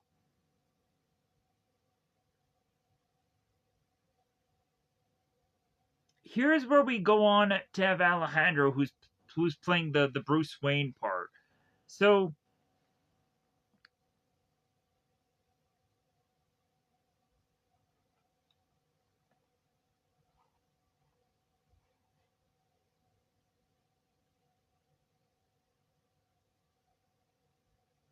Captain Love has met with Alejandro now, and Alejandro's asked, like, well, hey, it seems that I've heard some news of you, Captain Love, who has been chasing after a bandit recently. Have you caught this bandit? This legendary bandit? And Captain Love has to be like, well, he's hardly a legendary. It's like, so you have caught him, have you? Huh? And Captain Love's like, well, I'm afraid not. It's like, well, in the meantime, I guess nobody will go on and be racing off to confession anytime soon, will they? So Alejandro is just kind of like rubbing in the face of Captain Love, like, yeah, I hate you. And so, anyways, it is kind of interesting how it seems that Alejandro has to know quite a bit of certain details that would probably obviously kind of tip the hat to Captain Love of like, maybe this guy is Zorro. Maybe there's just something about this guy that's there's probably a good reason why this guy probably doesn't like me, and it's probably because I killed his brother, or any number of things, or maybe he's just Zorro. Maybe there's just a lot of suspicions of this guy. Anyways, Bernardo, who again we have to remember is Diego, is to make his way with this tray that has a bunch of glasses on it, and he is sneezing up a storm. He goes on and hands his tray to a guard, and finally Bernardo is to stop sneezing, and he is to look at the guard, and he is to thank him, and then knock him out.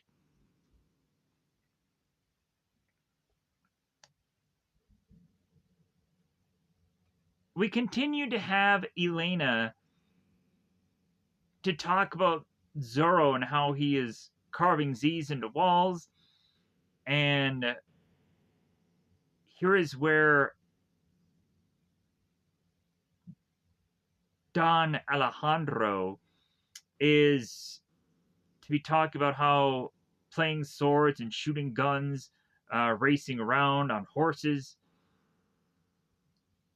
Such sweaty pursuits are hardly the work of a gentleman. And Elena's like, oh, so what are you really trying to do? And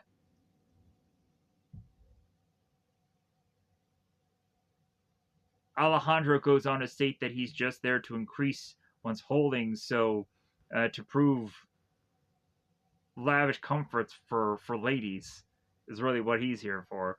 So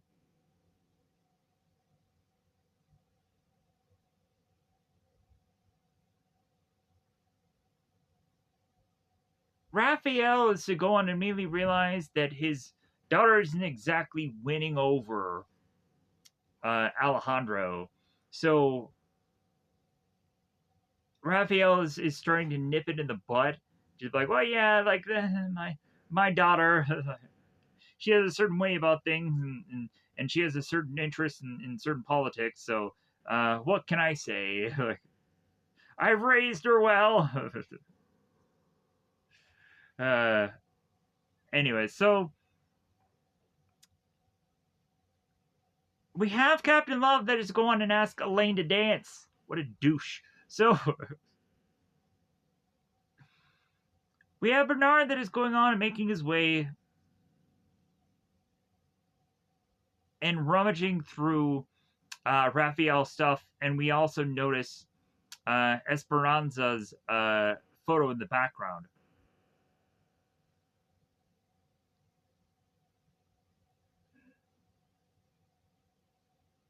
We eventually find that Louise is to make his way through things as well.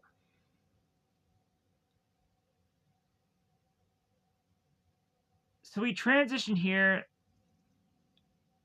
to see Captain Love and Elena dancing.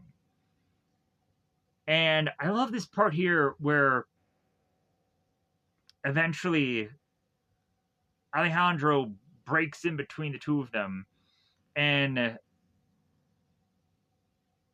he goes on to say, like, you were trying and she was succeeding. I was like, I love that. Like, how he's just like, yeah, like, Captain Love, you're a shitty dancer, but she's fantastic. So, like, that's the reason I'm budging in between the two of you. So maybe she can go on and have an equal dancer to her, because you suck. Forgive me, Captain. A shameless joke at your expense. But it probably won't be the last one. What? Oh no, see you later, Captain Love.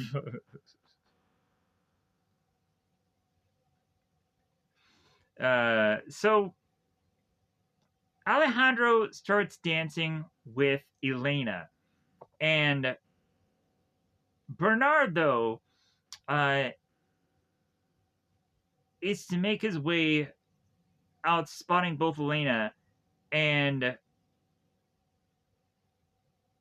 both Alejandro dancing. Bernardo will start to realize that Raphael will start walking off with Louise, because they're going to go on and they're going to have this meeting to define what Raphael's ultimate plan is. And Alejandro turns to spot Bernardo, and Bernardo's looking like, hey, look over there. And Alejandro looks himself and realizes that Raphael and the guys are leaving. And so, in turn, Alejandro needs to go on and figure out a way to get their complete attention. So,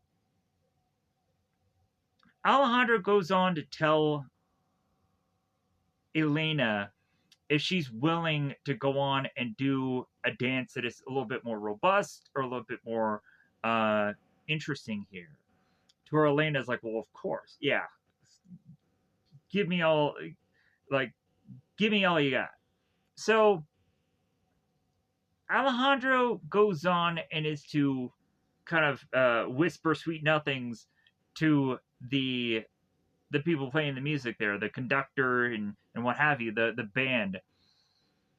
And then shortly thereafter that there seems to be some kind of, I would say, I think this is like a tango, because that's what always is to be done in normal like dancing, that is to be so seductive and is to just be kind of like, wow, okay, they had a real dance number there.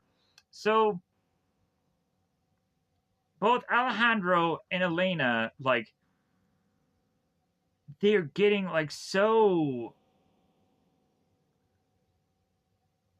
much of this dance that was just so like, wow, like this is so flashy and so interesting, how they're just kind of like they're doing all of this, uh like they're almost like thrusting on one another. They're almost like dirty dancing. Like that's how far everything is going. So this, of course, gets the attention of Captain Love, and then in turn gets the attention of Raphael. And it's funny that we would have Alejandro that goes on and makes this suggestion for Elena, but then in turn we have Alejandro that when Raphael comes to him, Elena Elena is to blame for why they were doing any of this dancing whatsoever. It's like, oh, I'm sorry that like your daughter was just forcing me into this dance. And so, seeing that she's very spirited, and Raphael's like, oh, spiritual, thank you for putting it in a nice, certain manner that way. So, Alejandro apologizes, and Raphael says, oh, no, no, that's not necessary. So,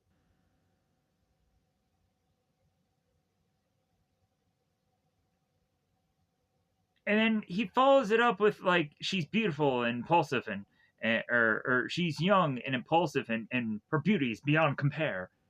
Yeah. So, uh, and she has her father's commanding presence. Come on, let's butter him up some more. Let's put some more butter on that bread. Come on.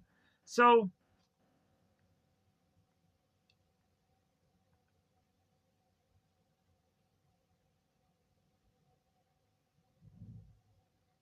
here is where Alejandro says who he is. He is to be the Royal Highness's financier, and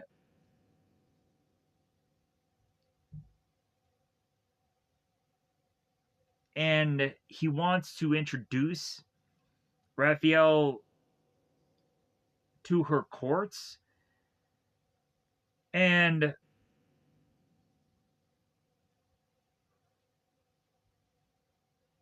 Raphael is like, well, hey, like, I want to go on and I want to bring you in to my courtyard because I want to show you something.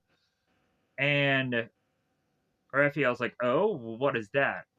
And Raphael kind of foreshadows back to what Alejandro had said. It's like, well, hey, if you're a man of vision, I'm going to show you my vision. So we now have this round table, and Raphael goes on to eventually reveal this map, eventually telling everybody his ultimate plan, that he's going to go on and he's going to buy California. And no one really believes that Raphael is going to be able to do this, and they question his motives. And they go on to and ask how exactly they're going to be able to go on and buy California out. And Raphael says, well, if anything, California is in a war right now, and if anything, he goes on, he thrusts this bar of gold in front of this table, and they're like, ah, gold, oh. Ooh. So the gold will have insignia of Spain upon it, and eventually he will take all of these men to a mine to showcase to them how much gold he has to be able to buy California, to convince them that, all right, like, it seems that this guy is really, like, he's a man of his word. Like, he's going to easily convince us that, yeah, he can buy California. So all these men are to be shuffled off to these with these horse and buggies to this mine, and all of the carriages are to be covered to where these guys won't see where they have gone to, because this place is to be held in a secrecy. But if anything, yeah, they'll come to find out that the mines are in California, so it's kind of improper. So Raphael goes on and shows all these men these large amounts of gold and is to chuck it at them. So as they go on and they leave the mine, there is at one point where there is an explosive that goes off and scares everybody. Captain Love goes on to explain to them now that they've kind of given up on doing conventional, just kind of digging ways of pickaxing and whatever. That instead they're going on and just using explosives now to, in better ways, get gold. And eventually these explosives will lead to the third act, where eventually they're going to go on and use explosives to try to destroy the mine, to kill all the evidence of them going on and doing any of this, but try to get all the gold. So here's where we find that there's kids going on and they're mining. We find the friar. This is where he's kind of to appear here, and he's a miner now, regardless of age. And that was a stupid joke. So here's where we have Three Finger Jack that appears. And he is one of the miners now.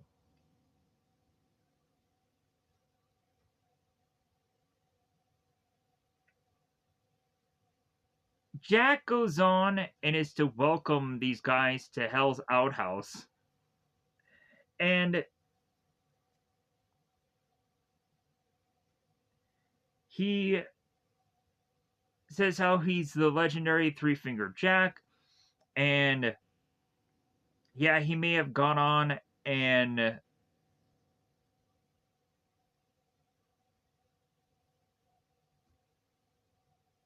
done some things in his life,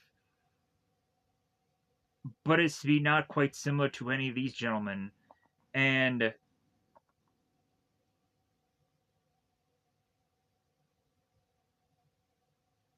the difference is that he would steal gold and steal money, but eventually these people are to steal people's lives, and that's what's different. So eventually, Three Finger Jack is taking the thing that he's in that is going to kind of rail him, this kind of carriage thing or whatever this thing is. I don't know exactly what these things are that are kind of attached to this train, this track. But anyways, Three Finger Jack goes on and is on this rail with this bucket thing that he's in, and eventually the rail will stop. Three Finger Jack will go flying, and Captain Love will whip out his gun and shoot Three Finger Jack in the fall. Eventually, Captain Love will even make the joke that this is the second time he has shot this guy while he's been flying in air. But this time around, Three Finger Jack will die. So Alejandro goes on to make his way to Three Finger Jack and is to turn his body, and Three Finger Jack looks directly at Alejandro, doesn't say anything, and the two of them have this moment together where they can't say anything to one another. Three Finger Jack just dies, and Alejandro's like, yeah, there's nothing I can do. So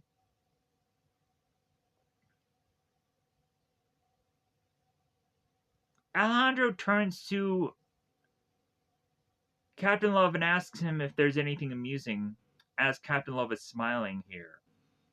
And this is where he says about the whole, like, this is the second time I've shot him while he's in the air.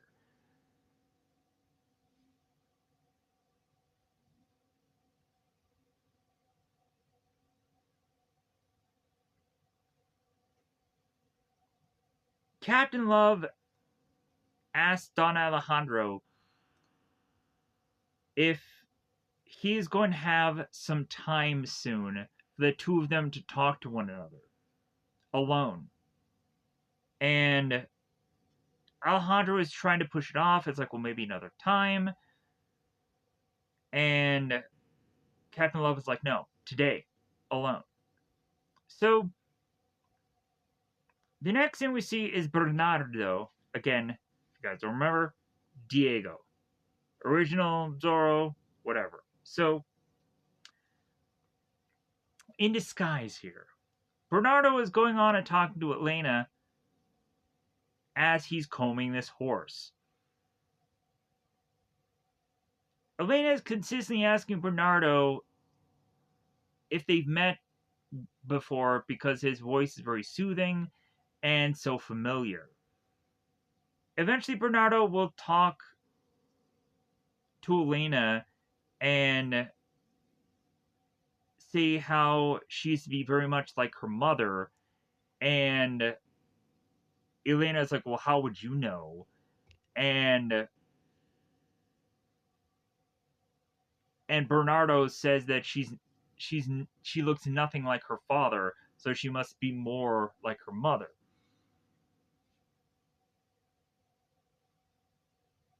Elena would go on to say that her mother had died during childbirth, which of course is not the truth. And eventually Bernardo will go on and confess that when he looks at Elena, he sees his family that he had lost. He had seen the daughter that he had lost. And if anything, when seeing Elena, it gives him a chance to be somewhat of a father again. So,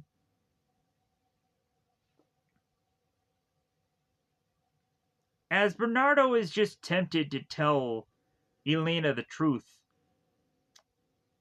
he is just struggling to come up with the words, and it gets to the point where he never does. And eventually Elena walks off. Alejandro speaks with Captain Love, and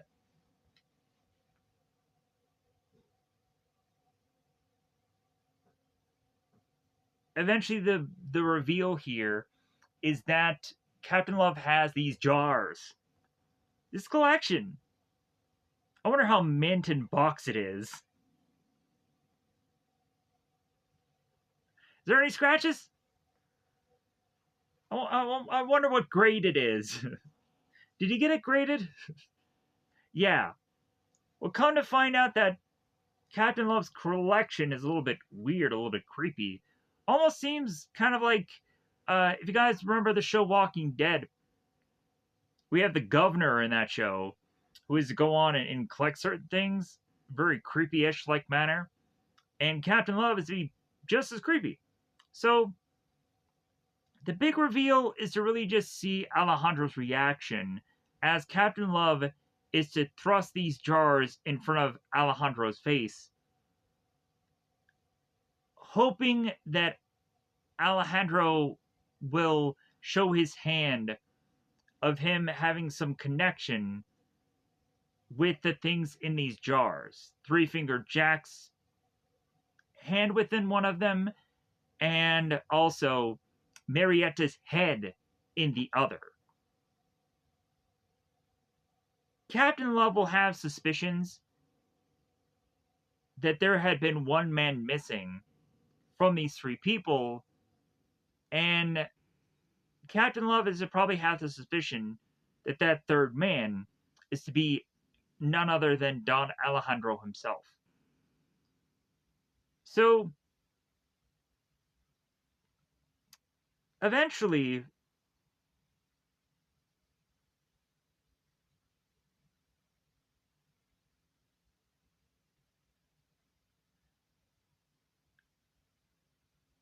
Alejandro goes on and calls Captain Love a sick man, as well as also is to tell him, yeah, you need to fire your housekeeper.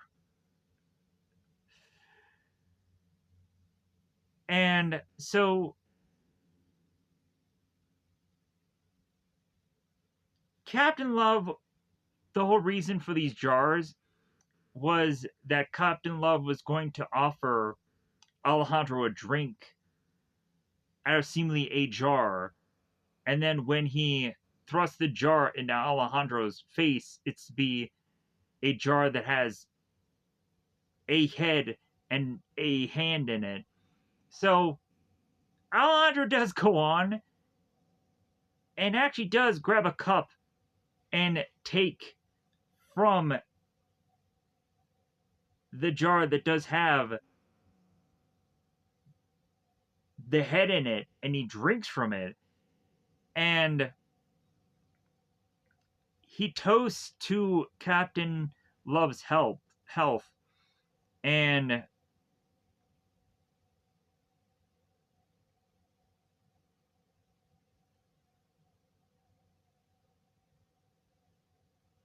they talk about Marietta's brother or not. Maybe someday we'll see what I look like through your eyes. And Alejandro leaves. Alejandro leaves and immediately takes his stick that he had and breaks it over his knee. Elena makes her way through the village. We'd come to find that Elena's former nanny is to go on and to see Elena and immediately realize that Elena and her mother look identical or very similar. So the nanny goes on to find Elena and gives her some cloth and walks away. Elena, very weird by this woman just gifting this thing so easily, goes on to find her again and ask why she's to go on and hand her this gift. As this woman is to go on and need a translator between Elena and her, eventually Elena comes to find from this woman that she was her former nanny, and that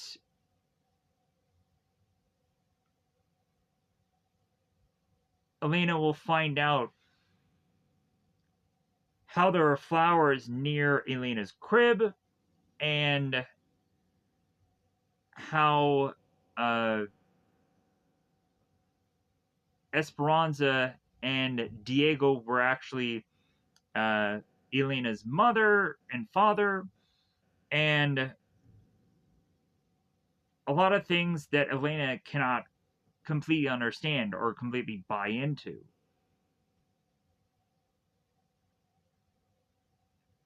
Assuming that this woman must be mistaken. Elena tries to even refuse the gift that she was given, and says that she cannot accept it for the woman to not want to have it be taken back to her. So it seems that there was nothing that either one of them could do. So now we have Alejandro. He used to be thrusting away his fake facial hair. Ah, fake facial hair. How dare I have fake facial hair? So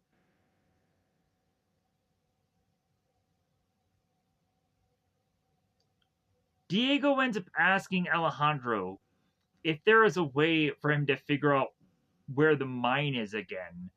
And Alejandro says no.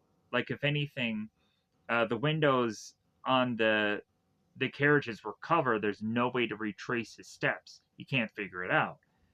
So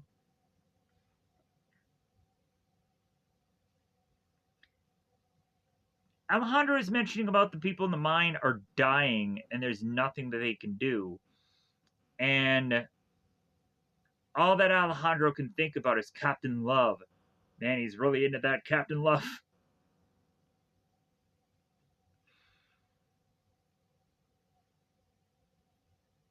And so Diego is telling Alejandro that he's like, well, hey, he's not inside your circle yet. Which, again, like, I love that idea. Yeah, it's perfect.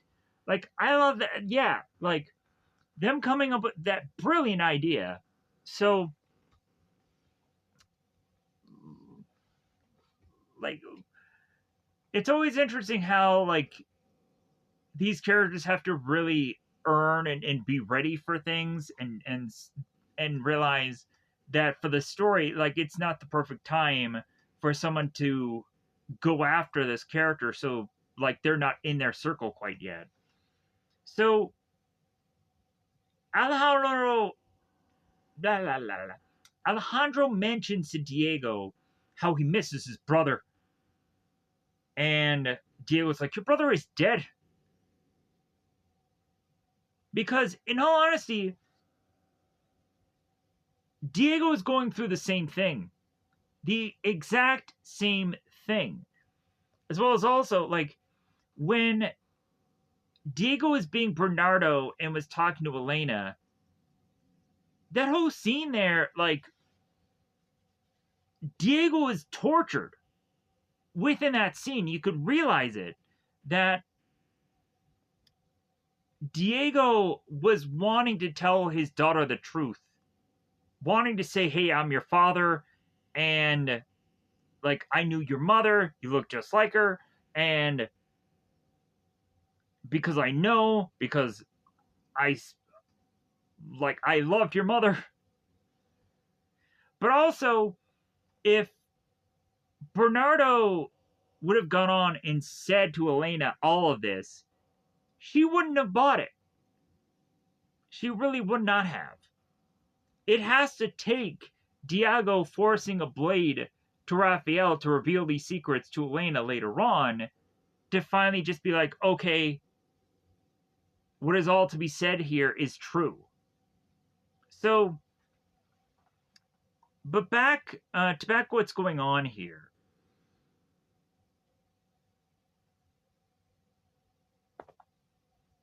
Alejandro is conflicted.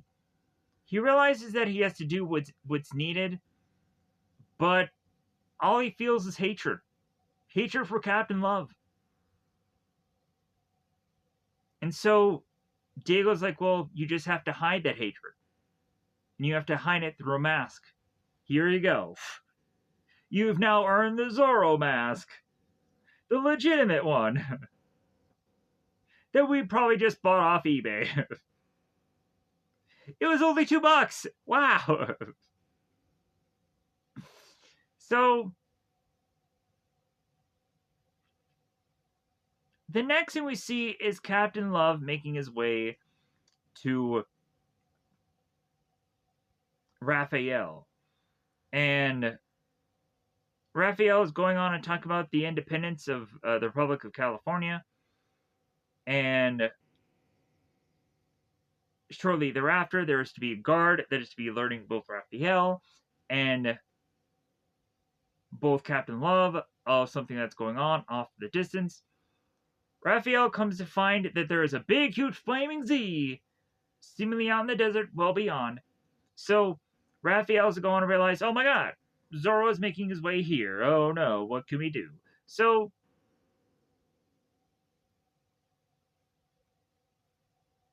we find out that Diego is to have been the one who has made the flaming Z.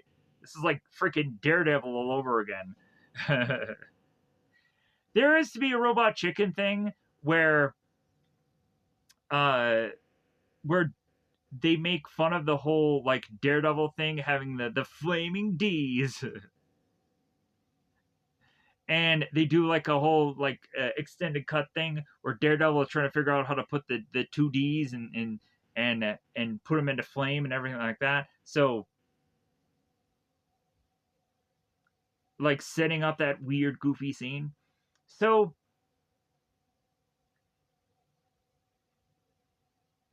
Zorro is making his way into Raphael's palace, his place, his castle of sorts. So Raphael at this point is very concerned about facing off against Zorro because he's not just only one man. Or no, wait. Captain Love says like, well, he's only one man, and Raphael says he's not just one man. It's Zorro.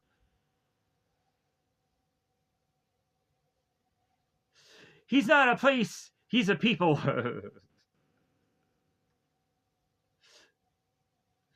Yeah, I'm grabbing that from Thor. Asgard isn't a place. There are people. Anyways.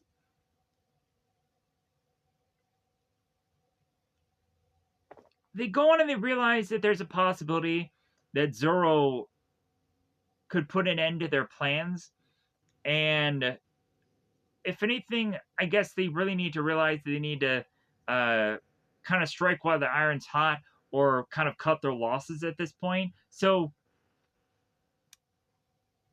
Raphael is to say, it's like, well, hey, what we need to go on and we need to do is we need to figure out a way to end what our ultimate scheme is, what our ultimate plan is. And they realize that they should go on and destroy the mines and kill all the people who had gone on to be the miners and do away with it all. Get rid of all the evidence. And we have Raphael that actually does go on and question whether or not they should kill all these people and destroy this mine.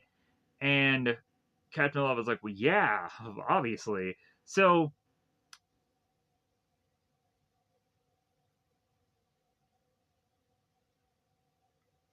we have Raphael that is okay with it, and he goes on to tell Captain Love to lock away the papers so no one can find them. Right at that moment, we have Zorro, who is to be kind of hanging,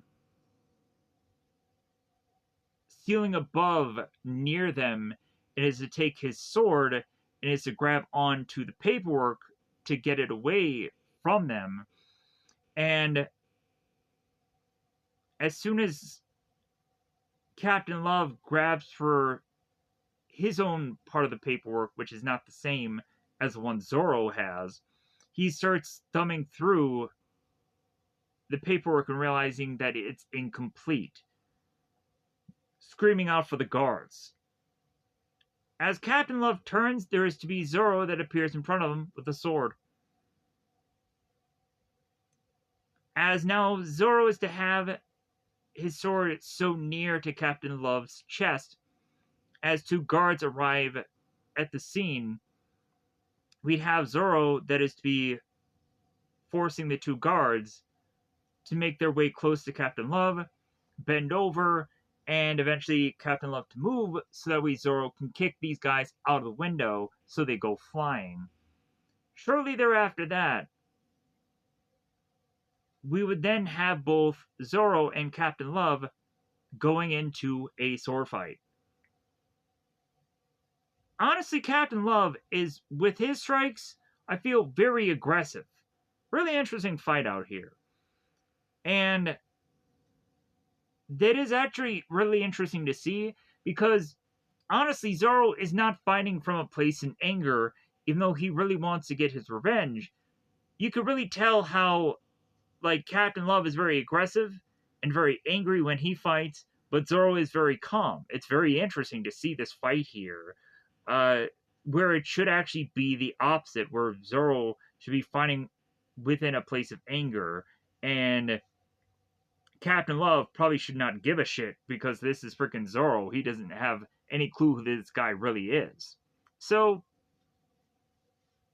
eventually, Zorro will go on and get the better of Captain Love and will go on to kind of just drop him here. We'll, like, kind of push him off here. So, eventually, Raphael will get into the fight and start facing off against Zorro here. Honestly, the fight between both Raphael and both Zorro here, I was almost questioning if Raphael was going to get the better of Zorro here. I was like, man, Raphael, his fighting is pretty good. So, it eventually will get to the point where Zorro will be duo sword with both Raphael and both Captain Love here. And eventually, we'll have where Zorro just kind of rolls away from them and eventually will go on and make his way outside to run off, where he is to be chased by a number of guards to eventually get to face off again against Captain Love and start sword fighting him. Zorro will go on and grab a tree branch and swing upon it as a very acrobatic way and take out a couple of guards and continue to face off with Raphael and a number of other random guards at some certain point. So Zorro will eventually turn to see that all these guards, Captain Love, Raphael, are all surrounding around him. The only thing that he has really left to do at this point is to realize that there is a big giant map that is be kind of done in a blanket like way and or a sheet like way. And so Zorro goes on and cuts this sheet down and has the sheet come flying on all of the guards and Captain Love and Raphael. So they will be distracted so Zorro can just kind of get away here. As Zorro runs off, we see in the distance, cleavage and all, Elena just be like, Zorro. That's Zorro. So, Zorro makes his way to a horse stable. And that is where he goes on and meets up against Elena, the real threat of this movie. I'm not saying that as sarcastically, no. Like, there's a reason where I am to go on and honestly feel that Batman's greatest weakness is honestly women, as well as also any number of superhero will probably share that same thing. Like, if you think about it, like, Superman's greatest weakness is probably not kryptonite, it's probably Lois Lane. Like, always, Superman is to want Lois Lane to live in any circumstance. So, honestly, Lois Lane could be considered as a weakness to Superman in a number of ways. As well as also, there's a lot of times where Batman will go on and find that he can't go on and so easily arrest Catwoman half the time, or go on to eventually not succumb to Poison Ivy, because eventually just with the with whatever she has is the thing of weakness to Batman. Anyways, I'm getting very lost in the weeds here. But if anybody knows comics, like a lot of people are to go on and say that like, well, Batman's greatest strength is that he's rich, but he also has a weakness too. Anyways, maybe his weakness is Alfred. Who knows? Maybe Robin. That kind of makes him a weak. I don't know. Let me know in the comments below what do you think Batman's greatest weakness is, or any of the comic book characters, besides maybe just Kryptonite and all the kind of easy ways out of like, oh yeah, they have all the easy weaknesses. Like if anything, all you need for Flash is just ice. I don't know. Well, he goes up against Captain Cold. I'm getting lost in the weeds here. I apologize. This video is long enough. 2.5 hours now? Holy shit. Anyways, so Elena goes on and is to force Zorro to whatever he had been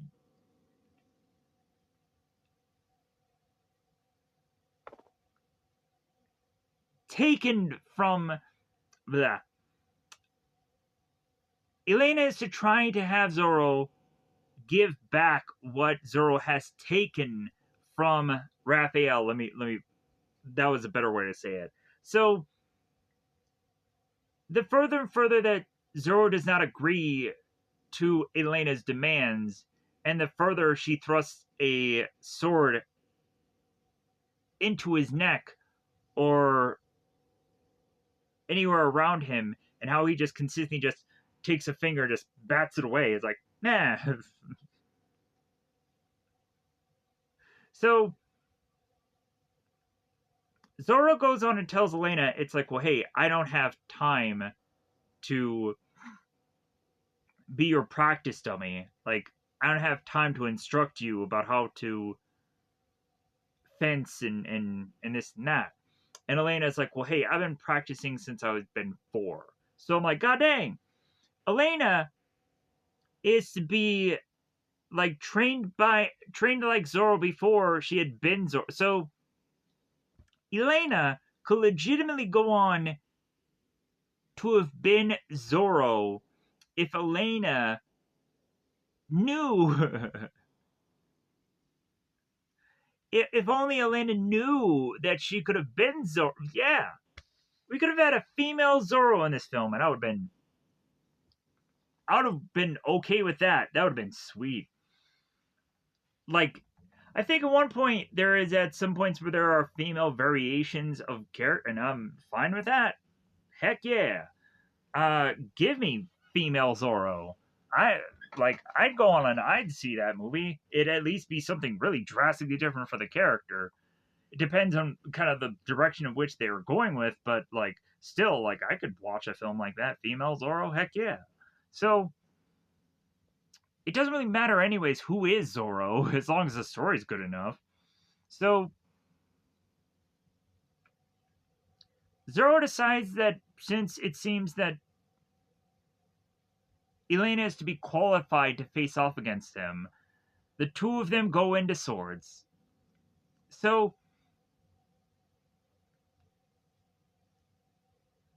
Elena again is to eventually face off against Zorro, and eventually is to have her sword to his neck, and he showcases to her how she cut into his costume, and it's like, oh, well, you're gonna cut into my costume, hey? Well, I'm gonna make you regret that, and I'm gonna start cutting into you. So the further and further they start fighting, Zorro starts to cut into her outfit, cutting through her leg area, her around her thigh, and eventually further starts to like cut into the dress part of her shoulder, not cutting into any part of her flesh, just cutting into her dress or whatever she's wearing, her outfit that she's wearing. He starts cutting into hers. So eventually, the further and further they start fencing, the more that they're face to face, very close to one another, to the point to where Zorro continues to start kissing Elena repetitiously. And then also Zorro goes on and cuts again. Some cleavage. So further and further this fight goes on to the point where Elena eventually completely has Zorro lose his sword, to where now Zorro has to be a little bit more creative. So eventually Zorro just grabs some horse piece thing, uh, this leather piece, and starts going on and defending himself from this sword. And eventually, this then goes on and has Zorro obtain Elena's sword, so Elena is to be forced to make her way back to Zorro's sword. So here's where Zorro goes on and completely detops uh, Elena here, asking her if she is going to go on and surrender, which she will never go on and do. So he makes an example of her. So he cuts through her clothes to the point where she completely loses her top. It falls off completely. And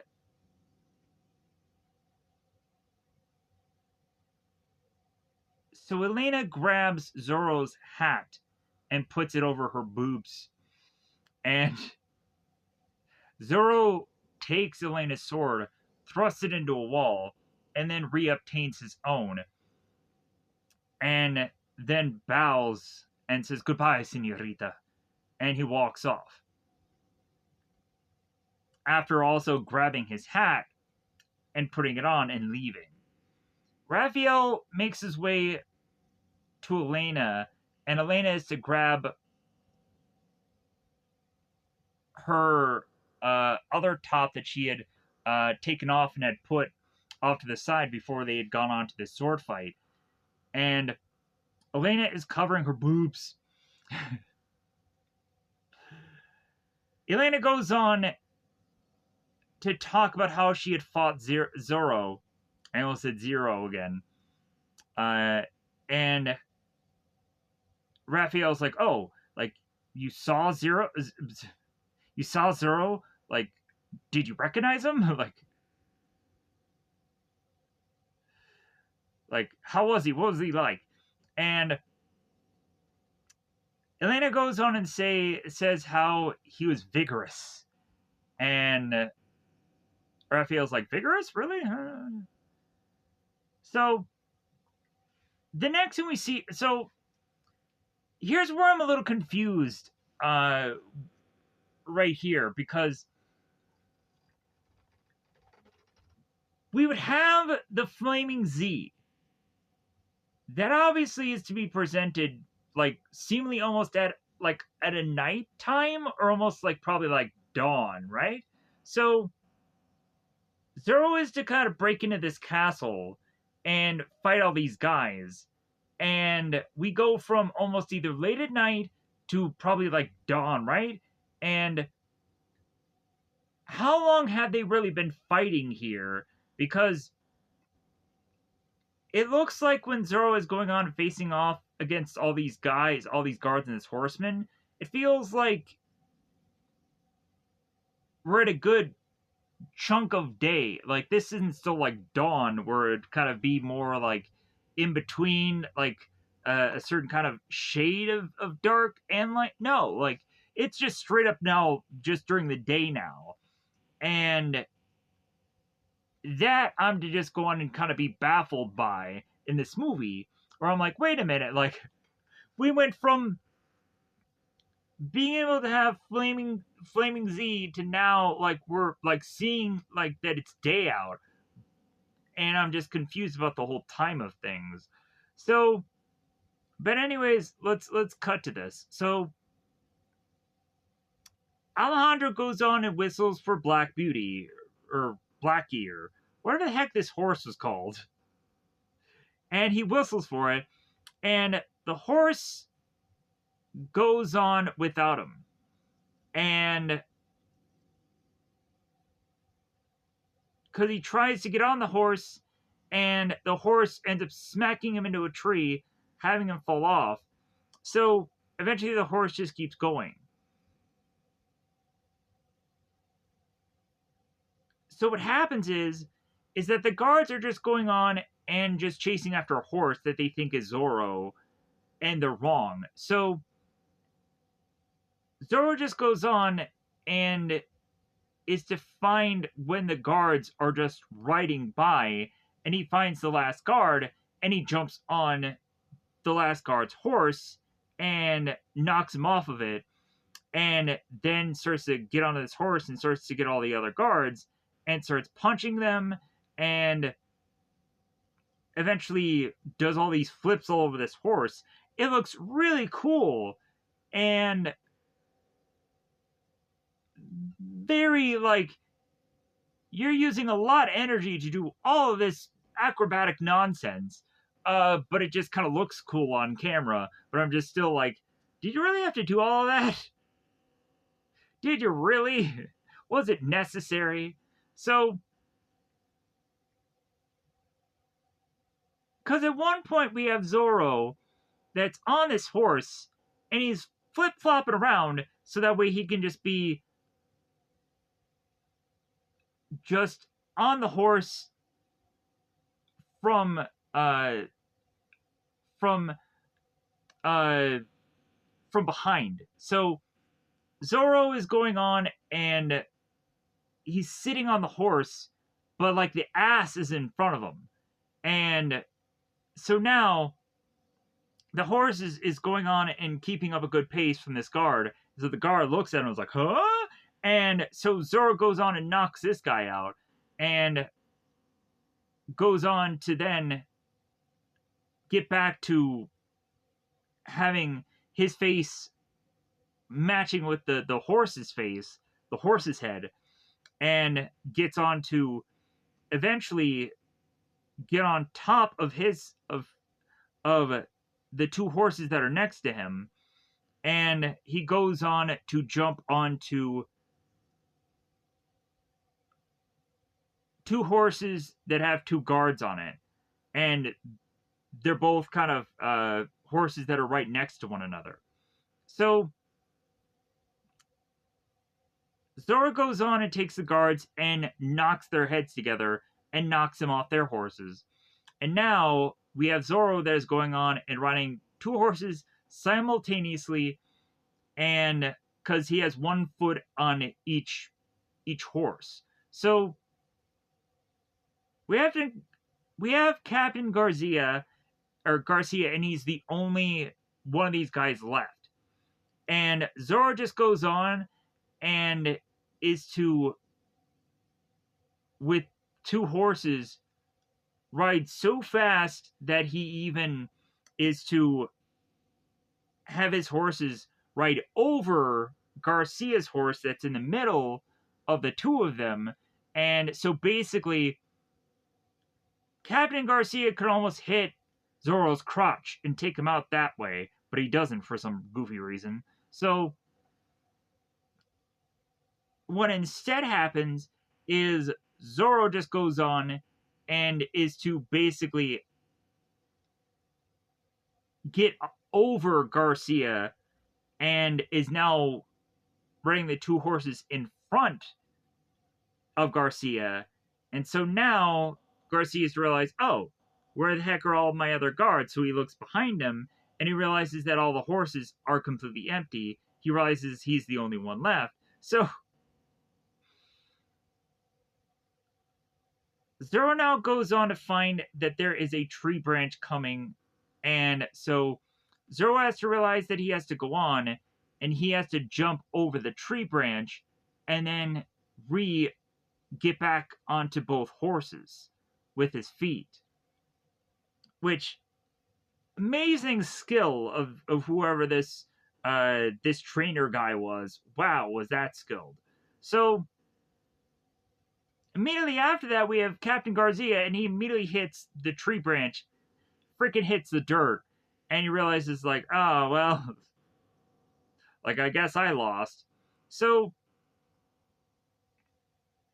Alejandro goes on to the fox's lair and delivers Diego the map, having them realize where exactly the mine is, so that way they can be prepared for the third act here. So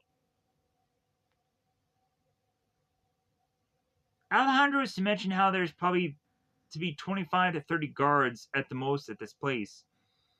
And Diego mentions to Alejandro that he won't be going with him. To where Alejandro is to ask, like, well, why? And Diego says that it's a personal matter. And Alejandro's like, what about the prisoners? And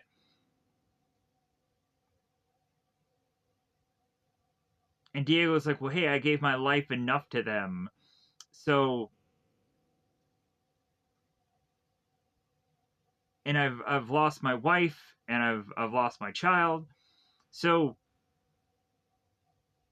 because my child was stolen and raised by my mortal enemy. So, here is where Alejandro realizes that Elena is to be Diego's child. And Diego confirms this.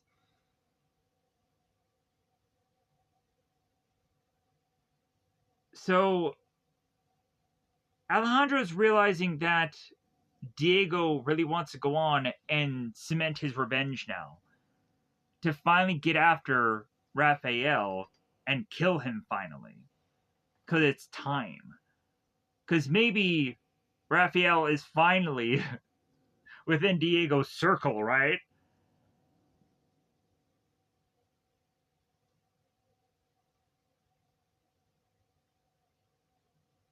But if anything, Diego realizes that he's like, well, yeah, like I'm gonna go on and I'm gonna meet with Raphael and I'm gonna get back my daughter, and like I know what she means to me, but also I know what she means to you, and don't pretend that she doesn't. So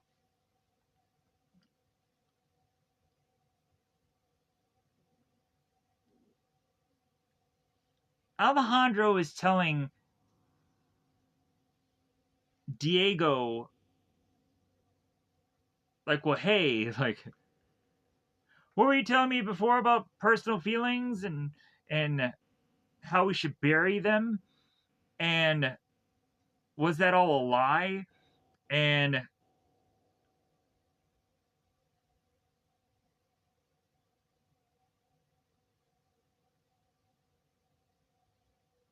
how like everything that they worked for feels like a lie at this point.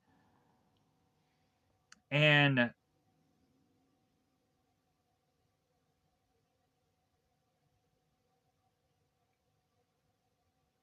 that the whole time Alejandro had to smile at his brother's killer while Diego was manipulating Alejandro to kind of meet his own plans, Diego's own plans.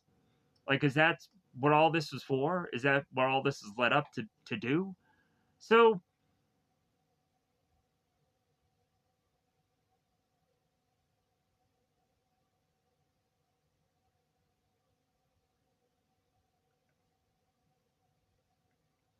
Diego says to Alejandro that the whole reasoning for this training was to teach Alejandro how to survive.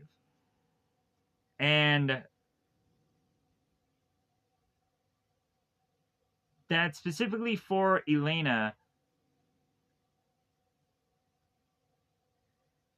making out of this, like that is basically Diego surviving what is going to happen next. So that's all he cares about. And also, like, maybe even metaphorically, for really Diego to feel that he has survived. Like, he needs to recapture his daughter again and tell her the truth. And that is real survival to him. I'm trying to be very poetic and whatever here, but whatever. Anyways, so, but also what they're doing here is not just for them, it's for the people. It's for California. And they need to think of that too. That it's not just for their selfish needs, it's a means to an end in a number of ways. So,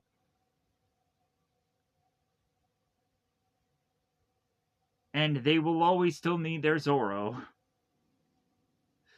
God. So,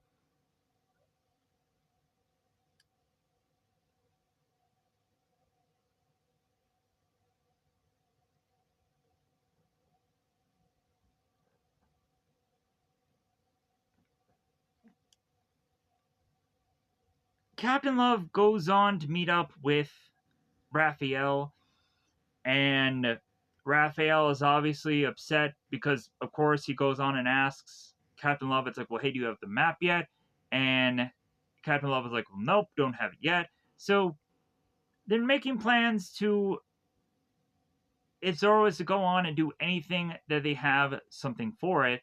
But Raphael doesn't really trust Captain Love at this point. Raphael has probably realized that he's probably bet on the wrong horse here, and there's a possibility that he should go on and just have his own horse to try and command his army because he doesn't trust Captain Love to do it himself. So,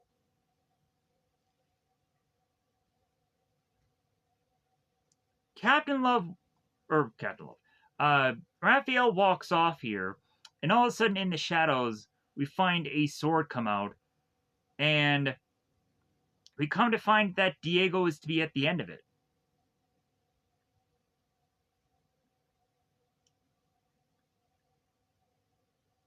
Diego is to tell Raphael that he's like, hey, I told you you'd never get rid of me. So,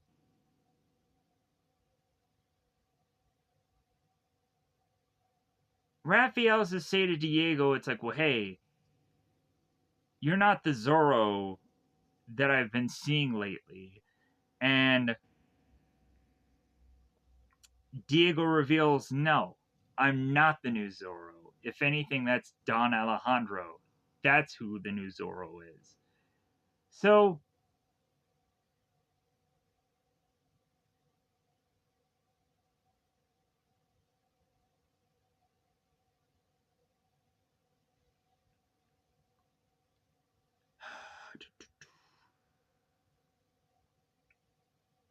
Raphael goes on to tell Diego that anything that Zorro is to try to do will not stop what future plans they already have put in place.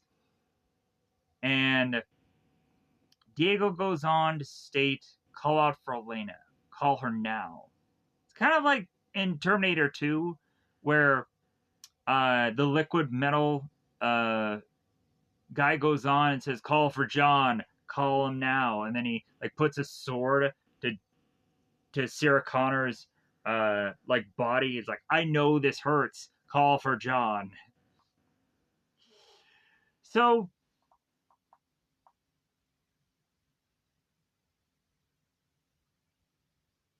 Raphael goes on to eventually do what, of course, Diego says, and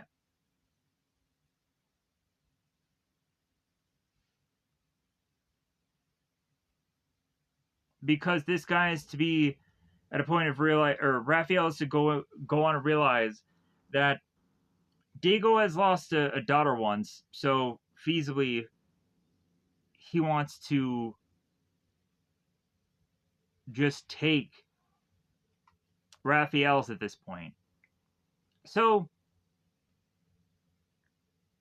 I believe Captain Love goes on and gets Elena and brings her here. So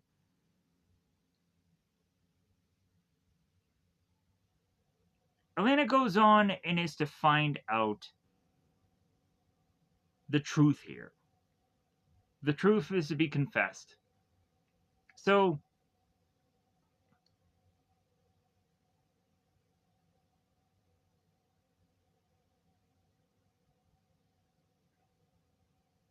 we have Raphael that goes on and calls Diego by his real name instead of Bernardo. Because feasibly, Elena doesn't understand why Bernardo is having a blade to Raphael. None of this makes sense. And Raphael goes on to explain about the lost daughter and mentions how this is De La Vega. And Elena says that that is quite interesting because there was a woman in town that had told about the story about how she used to be my nanny and there was cribs and there would be a thing by my crib. So and eventually Diego would finish that story, be like, well, yeah, like I always used to hang flowers. And he named exactly what the flowers were and why eventually those flowers would be a sense so familiar to Elena because those same flowers were to be put on her crib were the flowers that she was to first smell. So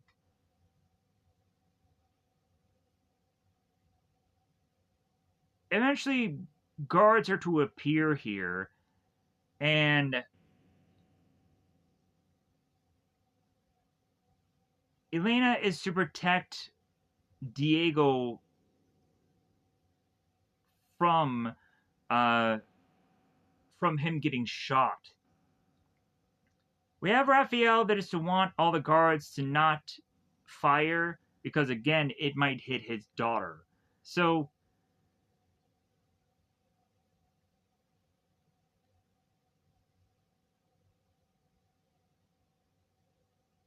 Diego at this point is willing to risk any harm whatsoever so that way he can get to Raphael.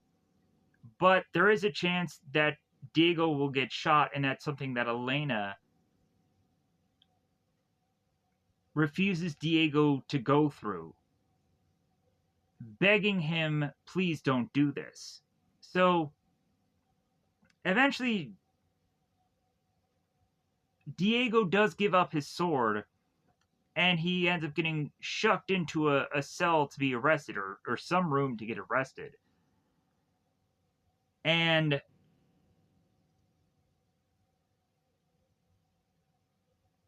the following, I'll say the following, I think it's like the following morning,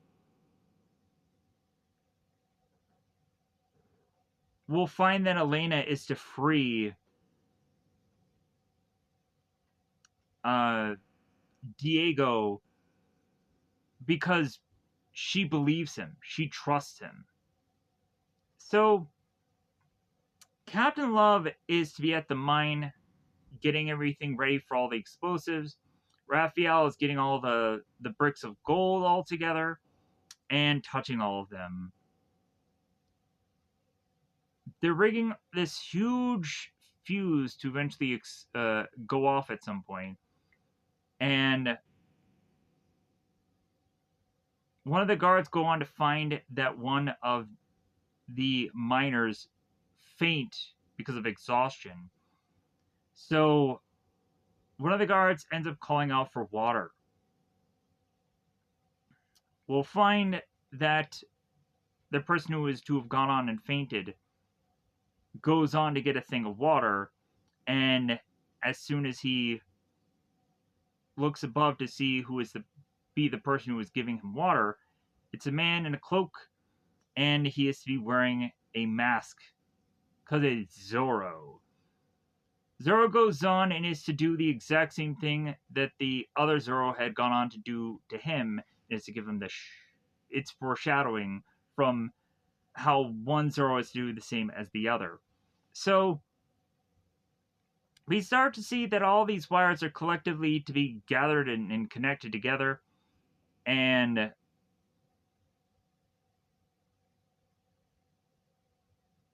we see how all the miners are getting put into these cells next to the mine. They're all gonna get freaking killed. Uh, maybe they'll escape. They will. Happy ending had by all. So Zero in full costume, not the cloak. He gets in full hat and cape and what have you. Goes on to start looking around here as Raphael is to be looking at his clock. Captain Love whips out his gun, blasts the fuse, and the fuse starts going. Raphael is going on like, okay, let's wrap this up because this fuse is burning. So everybody starts escaping. There's to be one last thing of gold that is kind of holding them up because it's kind of going on to this kind of police system, and it's getting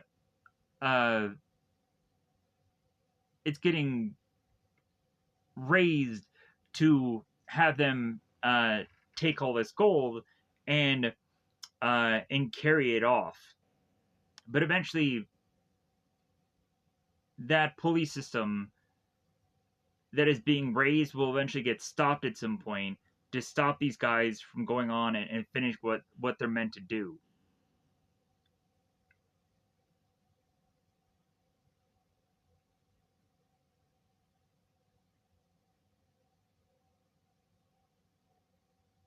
So eventually Zorro will go on and of course be spotted. And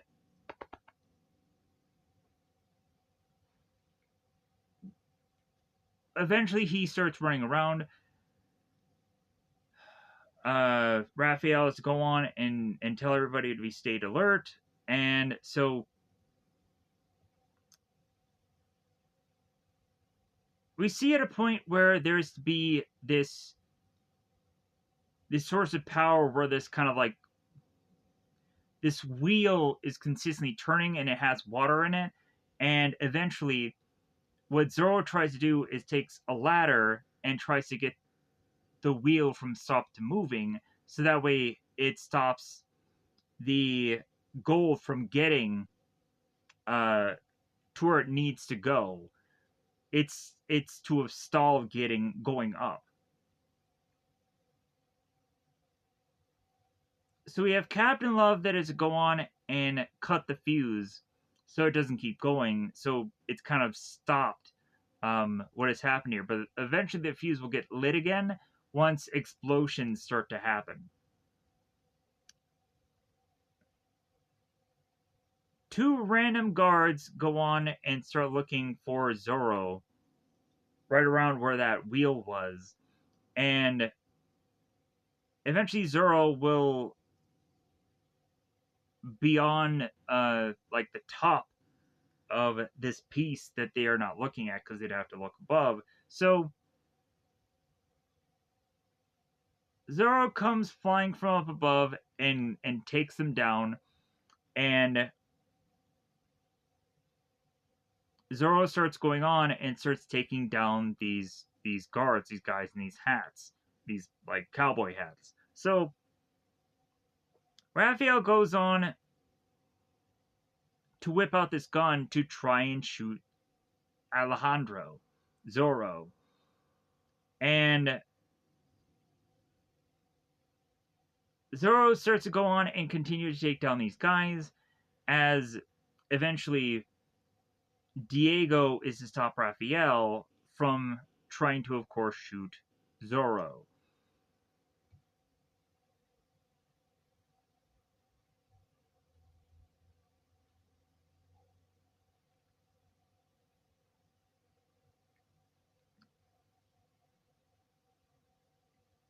As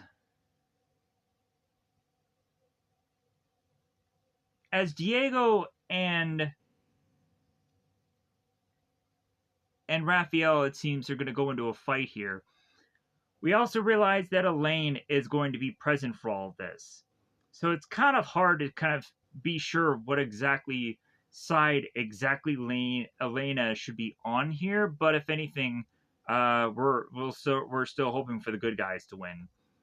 So Zorro goes on to face off against two goons, and what he ends up doing is he ends up climbing up this slide-like thing, where he opens up this piece for quite a bit of water to fall onto this slide-like thing, and there are two goons there to have followed Zoro up this slide, realize that they are now to be hit with so much water that they end up going flying off. Here is where Zoro is to go on and meet up with Captain Love. Captain Love goes on and is to take his gun and thrust it off the sign, because they're both are going to have this honorable duel finally. Zoro ends up going on to ask Captain Love one question. How would you like your remains displayed? Yeah, like that definitely is to go on and be like, hey, yeah, like you had gone on and you had my friends in a jar. Guess what I'm going to do with you when you're dead? So Captain Love and Zoro start fighting here, as Raphael and Diego are having their own duel.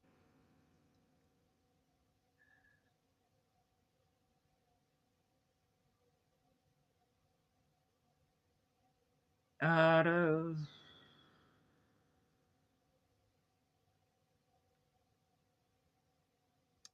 uh, as Zoro and Captain Love fight here, there's at one point where Zoro takes Captain Love down and he starts falling down this hill.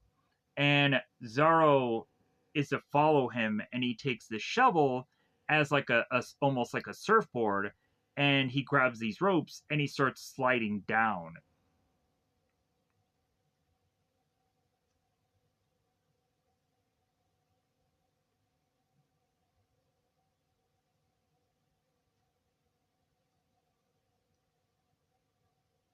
Zoro has a number of guards that are firing bullets at him, and so he in turn makes his way into this boiler room that has this furnace within this mine. This mine that's the outside that has this kind of just shack or the shed or whatever this really is. So Zoro goes on and turns the furnace to the highest degree that it can, the highest bit of power that it can. It's working over. It's working beyond its means, let's just say. So eventually, this furnace goes on and really starts to be in flame, and eventually, the whole area explodes to take some of the guards out, and we now make our way back to Diego, that is to be thrusting a blade into Raphael's neck, and Diego feels free to kill Raphael now, but it seems that Elena is having trouble, still not realizing that Raphael has kind of been, in a lot of ways, her father. So Elena is to have a hesitation for Diego killing Raphael, and eventually Raphael grabs Elena, puts a gun to her neck, and is to threaten Diego to not kill Raphael. And then eventually, when Diego kind of puts his weapon down, Raphael's like, "Did you really think that I would go on and kill my own child?" And and takes down Diego, and they continue this fight.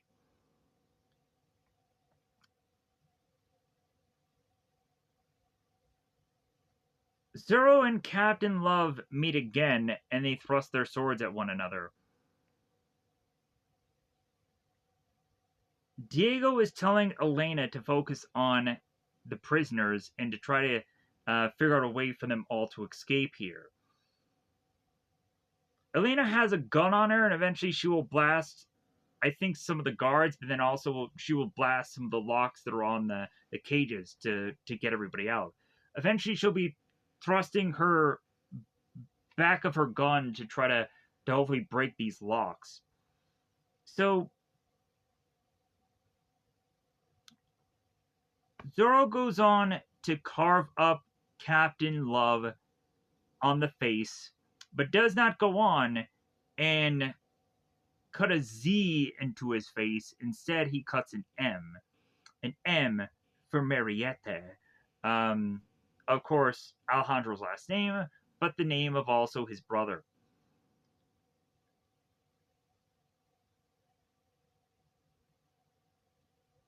So, Captain Love in turn says 2 men, 1 dead.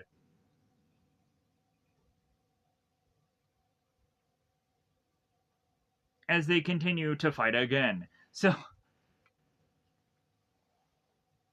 we see some shots of Diego and Raphael, they're still fighting, as well as also Captain Love and Zorro, they're still fighting. As Elaine is going on and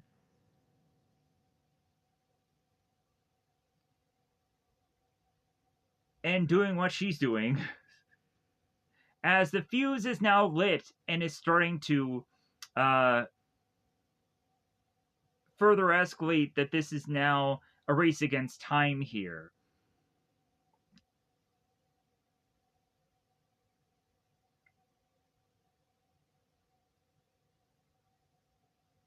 There is, at some points within this fight, there is some interesting bit of dialogue here that is to kind of be very poetic.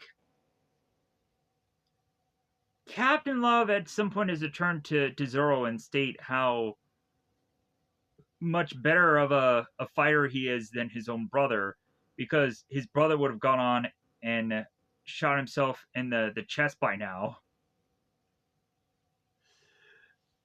But Zorro is a much different fighter. So Captain Love takes Zorro and thrusts him onto the pulley system that is holding the last bit of gold. And eventually Captain Love will follow him on there so the two of them can fight.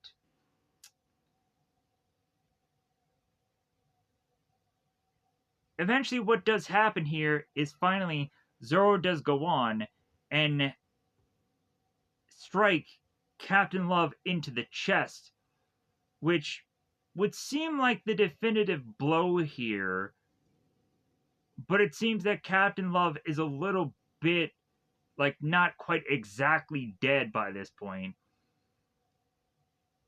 But we have a thing to follow here.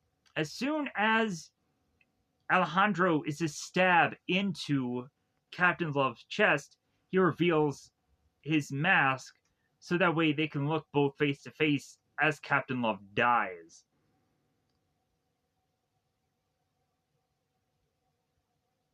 The next thing we see is Diego and Raphael, who again are continuing to fight here. And it seems that Diego has lost his sword. Raphael, it seems to be at a point where he's to think that he is to be winning at this point, but Diego is to have one last trick up his sleeve. Diego goes on to latch this wagon to Raphael, and the wagon all of a sudden is going on and rolling to the point to where there's nothing that Raphael can do but just go along with the wagon, and eventually have the wagon and Raphael crash their way onto where Captain Love is, and Captain Love is on this pulley system that has this last bit of gold, and they're going to crash into one another. Very poetic here, how both Raphael and Captain Love will be taken out at simultaneously the same time, and all the gold will also be taken out all at the same time, which is really just a lot of just like all the birds and all the stones all together, just smash them all together. So in a weird, goofy way of trying to help people figure out what the fuck I'm saying at this point. So also the way that honestly Raphael is getting dragged off like this, it's kind of like the finale of the Punisher movie with John Travolta, where John Travolta goes on and he ends up getting revealed that he had gone on to kill his wife and his sons, or his son and his best friend, and then he had gone on to the Punisher to go on and kill John Travolta's character. And then like the car ends up dragging off John Travolta into the parking lot, and all the cars explode, and then John Travolta gets killed within all of that, the carnage of it all. So, kind of very similar ways of which that this plays out. So, like I went on to try to explain the best way I possibly could. Uh, the carriage goes on and falls, hits this pulley system that is carrying this gold that was trying to, like in an elevator sense, try to get this gold up, and the both of them simultaneously crash together, killing both Captain Love and Raphael in the process from the impact. The gold goes flying all over the goddamn place, and the next thing we see is Elena, who's trying to break this lock and is firing into another with her gun. So Zorro runs to find that there is one last lock that Elena cannot break into, and he tries to grab uh, this thing so he in turn can break into the lock. And we finally see that the fuse has met the explosives. The explosives goes off. This huge bit of smoke, all is to come over the whole entire scene, and we're thinking, hey, I don't think they made it out. The next thing we see is that the fog starts to lift, and we see Zorro, Elena, everybody in between. It seems that all of the people have gone on to escape, luckily. So, Alejandro and Elena make their way back to Diego. We go on to at first assume that maybe this scene here is that Diego is just very tired. That of course he is. He's done all this fighting, and maybe he's just exhausted at this point. And what really is going on and actually happening here is Diego is going to die. It's like, wait a minute, what? So yeah. So Diego goes on and dies here, and the last thing that he's to go on and try to do is to have both Elena and Alejandro end up together. He puts their hands together. He's like, yeah, like you too. Like, yeah, you're going to end up together. And so they say that all things are finished, but it's never finished for Zorro. That people always need Zorro. And eventually, Alejandro being Zorro, it's his curse, but also his destiny. And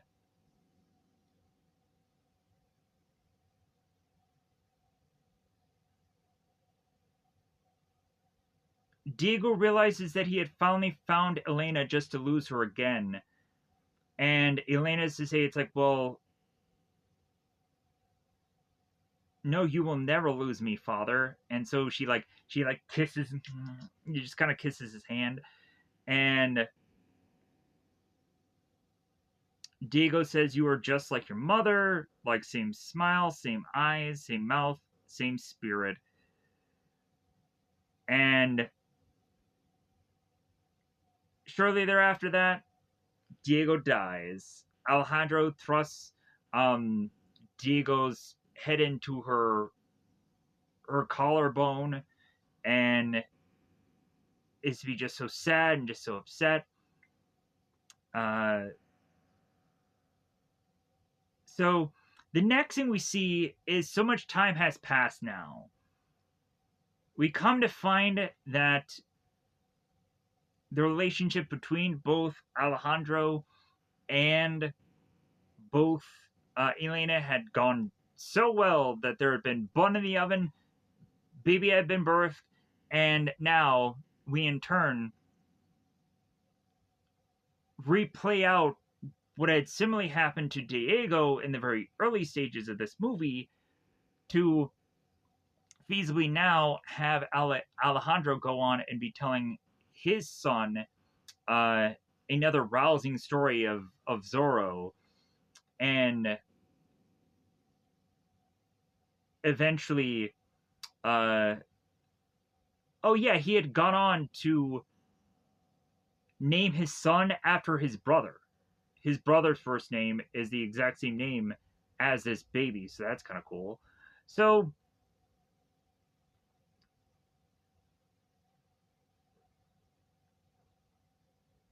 after going on and telling this whole story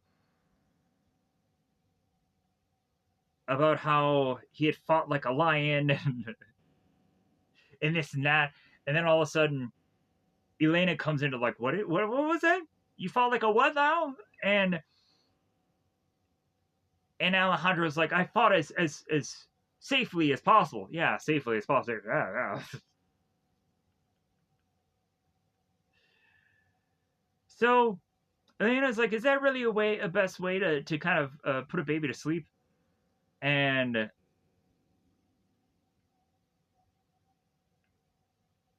so like Alejandro's like, all right, you're right.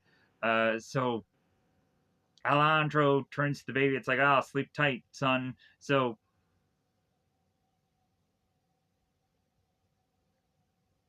we have Elena that goes on to state, it's like, well, yeah, you know what? I'm going to be going on and I'm going to be dreaming tonight.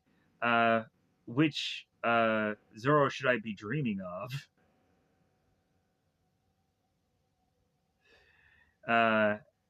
And so Zorro's like, well, yeah, Zorro has been many different men. And all of which Zorros who have been in the past have all loved you, so uh and Elena's like, well, how could I refuse such a man as you? And Elena's like, well, is there any way of which that I can go on and I could find Zorro again? And Alejandro says, you know Zorro, he could be anywhere. So Alejandro walks off, a door closes, and then all of a sudden we find Zorro again. He goes on and does the Z, and eventually we roll credits. I'm going to get the heck out of here. Almost 3.5 hours. Holy shit. I didn't think this was going to take that long, but regardless, this is out. This is uploaded. I didn't think I was going to be awake enough to be able to do this video, so if any time I stumbled and I failed and I failed and I effed this whole thing up, that's probably why. Because I just kept pushing myself and pushing myself to just get this done. I know that these videos are way too long, but regardless, really at this point, I'm just gonna be like, well, at least I got a video out. At least I did something. At least I tried. And really, that's all I'm counting. Really, that's all I'm giving about. That I'm just putting something out. Because that at least is like, because there was honestly such a back and forth of me lately to just keep going, because really I'm just like, dude, like I don't know if there's going to be anything anymore that's going to be at all trending on YouTube. And then also the way I do things, specifically the way I do things, uh it's not to be in everyone's favor to be able to do. And well, it's also like there are times when I do these videos the length they are, because to me I'm just like, well, there were so many times before where I think I tried to cut so many things down, and I tried to really skim things and whatever. And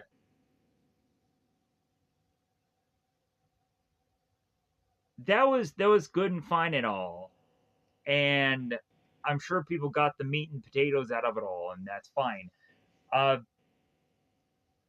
but really now, since like views have just consistently just dropped anyways, like I'm just like, well, I'll just do however I'm to just do this, and however long it takes is however long it takes. Plus, also, I think with any number of things, considering it's Christmas, New Year's, views are going to drop that way. There's a lot of YouTubers that are going on and just saying that that this platform is not doing well altogether. So I'm just like, you know what? If anything, I'm to just go on at the end of all this, and I'm going to figure out a way to just keep trying to justify doing this shit every day. And if doing it in this weird long ass form is to be the one way to convince myself to just keep doing this, then I guess that's it. Like,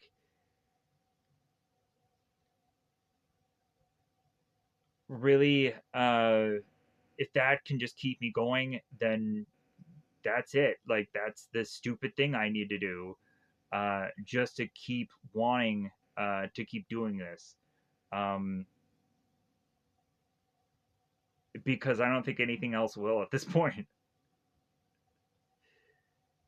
Because I get it that this is like also like a partnership, that other people are involved, and people watch these things consistently, or people at least go on and kind of cherry pick and choose which one they like the most, and then will feel probably tortured into how long they're willing to really check these things out for.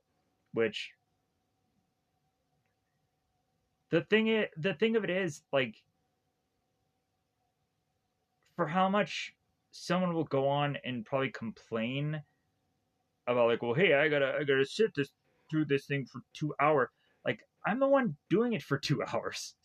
Also, like, I'm the one destroying my voice, and I'm the one coming up with all this information, um, and like I'm trying to give some kind of information beyond just the movie. Um, but even this one, like the only real nitty gritty details is all just like, well, yeah, you guys remember the Zorro show? It's the same thing in the movie, whatever. So,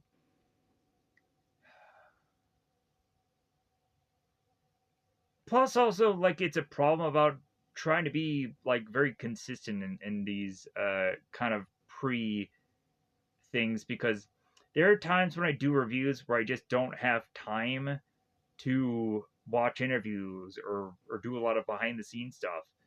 And there's some people that really do find that interesting, and there's also some people that probably couldn't care and probably just like, dude, just tell me about the movie. how'd you feel about it, what the grading is. Like, there's a lot of people that would probably go into these, but they want a certain thing out of it. And there's sometimes also that maybe some people actually do come to these things and they find my approach different than all other. I'm not saying better. No, I'm not saying anywhere better. Because I'm not really. I don't think I still not really good at this. And feasibly to also just always honestly not being good at something, that's fine. Like, regardless of how long I've been doing this for, and to still say I'm not good at it, like, that's because I always want to be better. Um, and I know a lot of people are probably like, well, yeah, how you could be better is you just throw money in this thing and you approach it like this or speak like that. Like,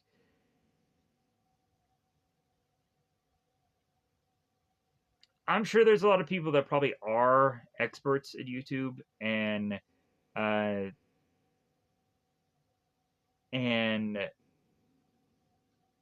there are people that approach reviews in a very different way. There's a lot of people that go on and they have one video where they just do a shitload of movies. They just talk about like 30 different movies at one time and they use that video to help them figure out what individual reviews to do because I've seen it. And I'm like, wow, that is kind of like a really interesting idea to try to approach.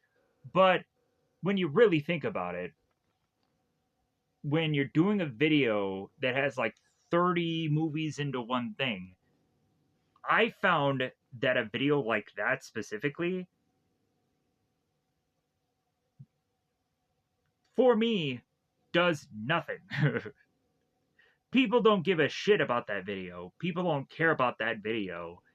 And then I'm left with like, okay, like I could probably go on and have a video that has a lot of tags on it that could probably have me figure out something to do in the future. But that one video that I did all those tags, they're gonna go nowhere. They're gonna go nowhere. And then also, why would I want to spend the time on a one video where I'm probably not gonna have as much good enough information on things? Because freaking when I would go on and I would see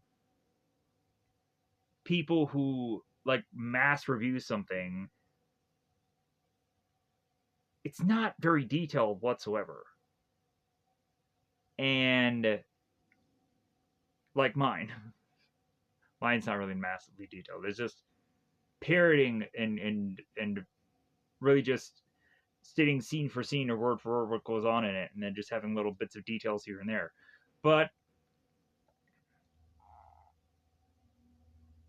when you have to like, there was times when I would go on and I would review like 25 episodes of one show in one go, and I review like a whole season of the and like you can't retain the whole season, so you'd have to just kind of cherry pick what all you can remember and condense it down.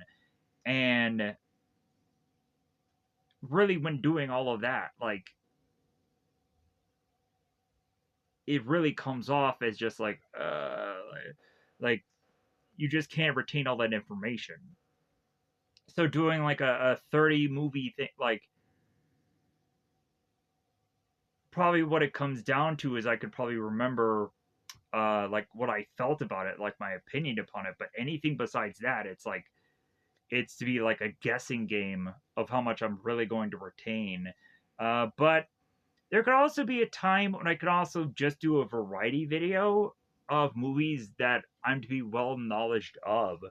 Um, that will that maybe will just be like, well, hey, I'm just gonna take a chance on this just to just to see if anybody's like really interested in it. Because like there's some movies that I feel like I've watched enough that I could probably just be like, hey, let's do this for fun and let's just talk about this, just to see. But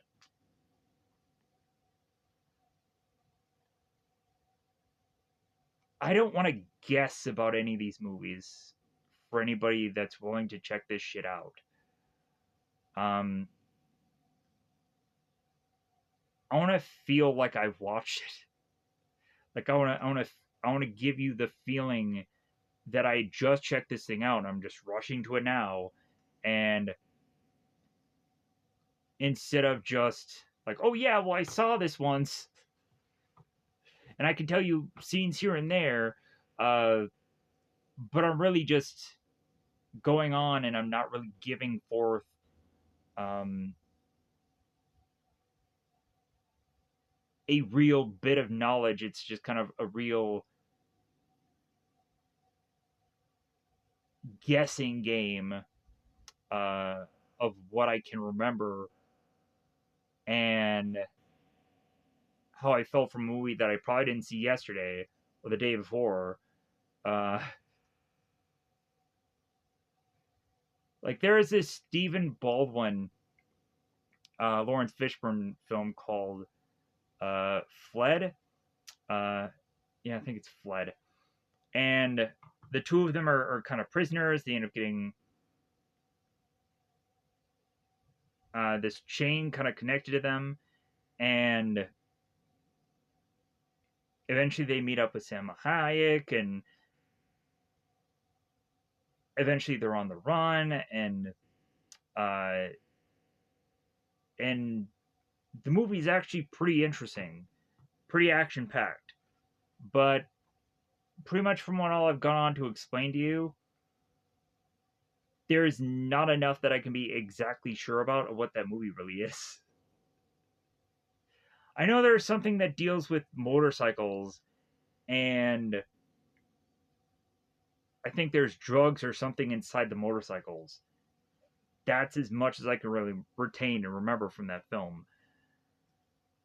And so being that unsure about a movie, like, doesn't feel that I want to go out of my way to do a video reviewing it if I'm not quite sure. So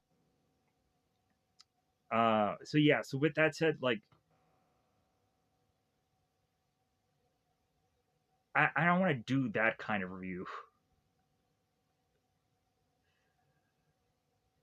Like I could probably just do a thing where I do a video where I just recommend stuff to people. Hey, this movie was good. I remember it being good. Uh, but then again, also, like it is kind of funny. I would have saw Alien 3, and for some reason in my mind, I thought that Alien 3 was actually a pretty decent film. And then I went on to actually physically watch it, and because you'll probably see in my reviews of maybe the other Alien movies leading up to Alien 3, where I was like, maybe there's something about Alien 3. So then I went on to watch Alien 3. I'm like, this movie is garbage, blah, blah, blah. I started bad mouthing it, and I was like, this sucked. What was I thinking? Like, I saw this movie once, but yeah, I just maybe just don't remember. Blah, blah, blah. So, yeah, like, maybe it's all also just rechecking movie and just being sure. Uh, Instead of just going on it blankly. Because I see a lot of people go on to review things and they're like completely oblivious, and reactions are much different than reviews. Uh, Reactions, like for people going into something blind, like I can't blame them for how they're to go on and just react during the film, but also I feel that a lot of that stuff is very fake. Every single one of the videos are the same thing. Like, well, yeah, I'm aware of this title, and I know it's about like golfing, right? Like, and it's the movie Caddyshack. It's like, yeah, of course it's gonna be about golfing. It's like, how do you not know that it's about golfing at least? So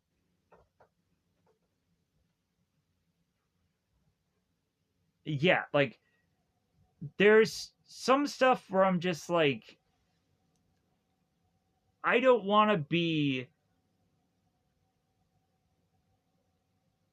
what I would consider going into other people's movie reactions and movie reviews and just going in there and I'm like, I'm learning nothing about this movie. I feel that this video is probably just brain rot, and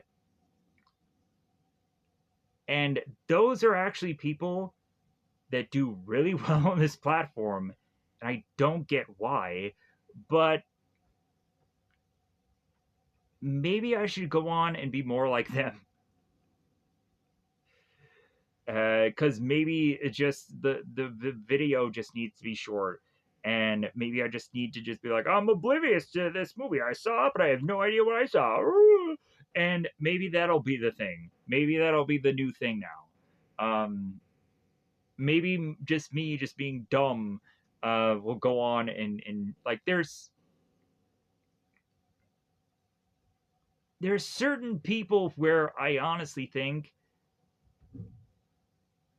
that that is their either performance of them just kind of being oblivious, or they probably really just watch the movie in the background while they're doing a number of other things. Because there's certain people that would go on and like they would do this review, and I would just be like, like I know I'm probably to have been guilty of probably having some times where like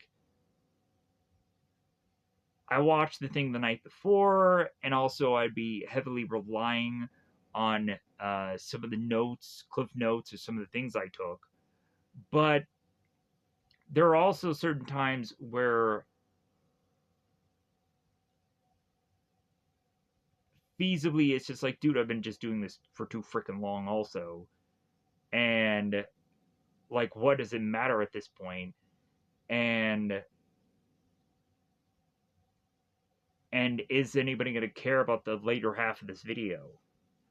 That's the biggest problem in my brain. Is just like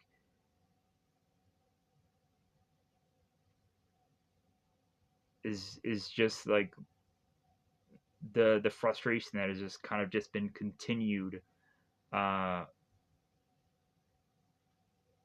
and there are some times where people would jump on and comment like, well, yeah, you gotta have your tags this way and gotta and yeah, anything I could possibly tag a movie with, believe me, like, unless there's to be newer movies I'm not aware of, or just a number of other things that I could still just tag a number of things from, and maybe I just don't know enough about movies anymore to figure out what I could tag this stuff into. Yeah, that could also be another problem. Because I'm just like, what could the Mask of Zorro be tagged to besides its sequel or Zorro in general? Could it be The Shadow? No one gives a about that movie. So, anyways, I'm gonna get that out of here. This video has been long enough. I've as always, tended to always put my foot way in my mouth. Because I always feel at the end of these videos, it kind of gets to the point where it doesn't really, it really doesn't matter. Um, but anyways, plus also tired as usual. I really should have gone on and should have went to bed here instead of doing this review. But I did it because that's how much I care. But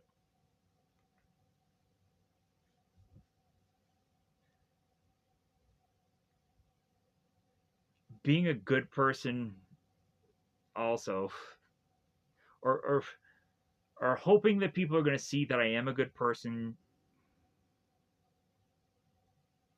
that doesn't really matter. I wish it did. I really wish it did. Uh, but it's more than likely, I'll just have to wait till I can go on and do well again in fitness shorts, and then all of this problems that I'm having will probably be gone. Um, but until that time comes, until I can get back to where I need to be, then yeah, we're just gonna continue to struggle. Unless I randomly find a movie or a show that just hits well with people, and maybe this will be. No, I don't know. I don't think this will be the one. Um, but if anyways, thank you for watching this. Thank you for taking the time. Maybe one day I will be good enough. Uh, anyways, bye everybody. Bye everybody.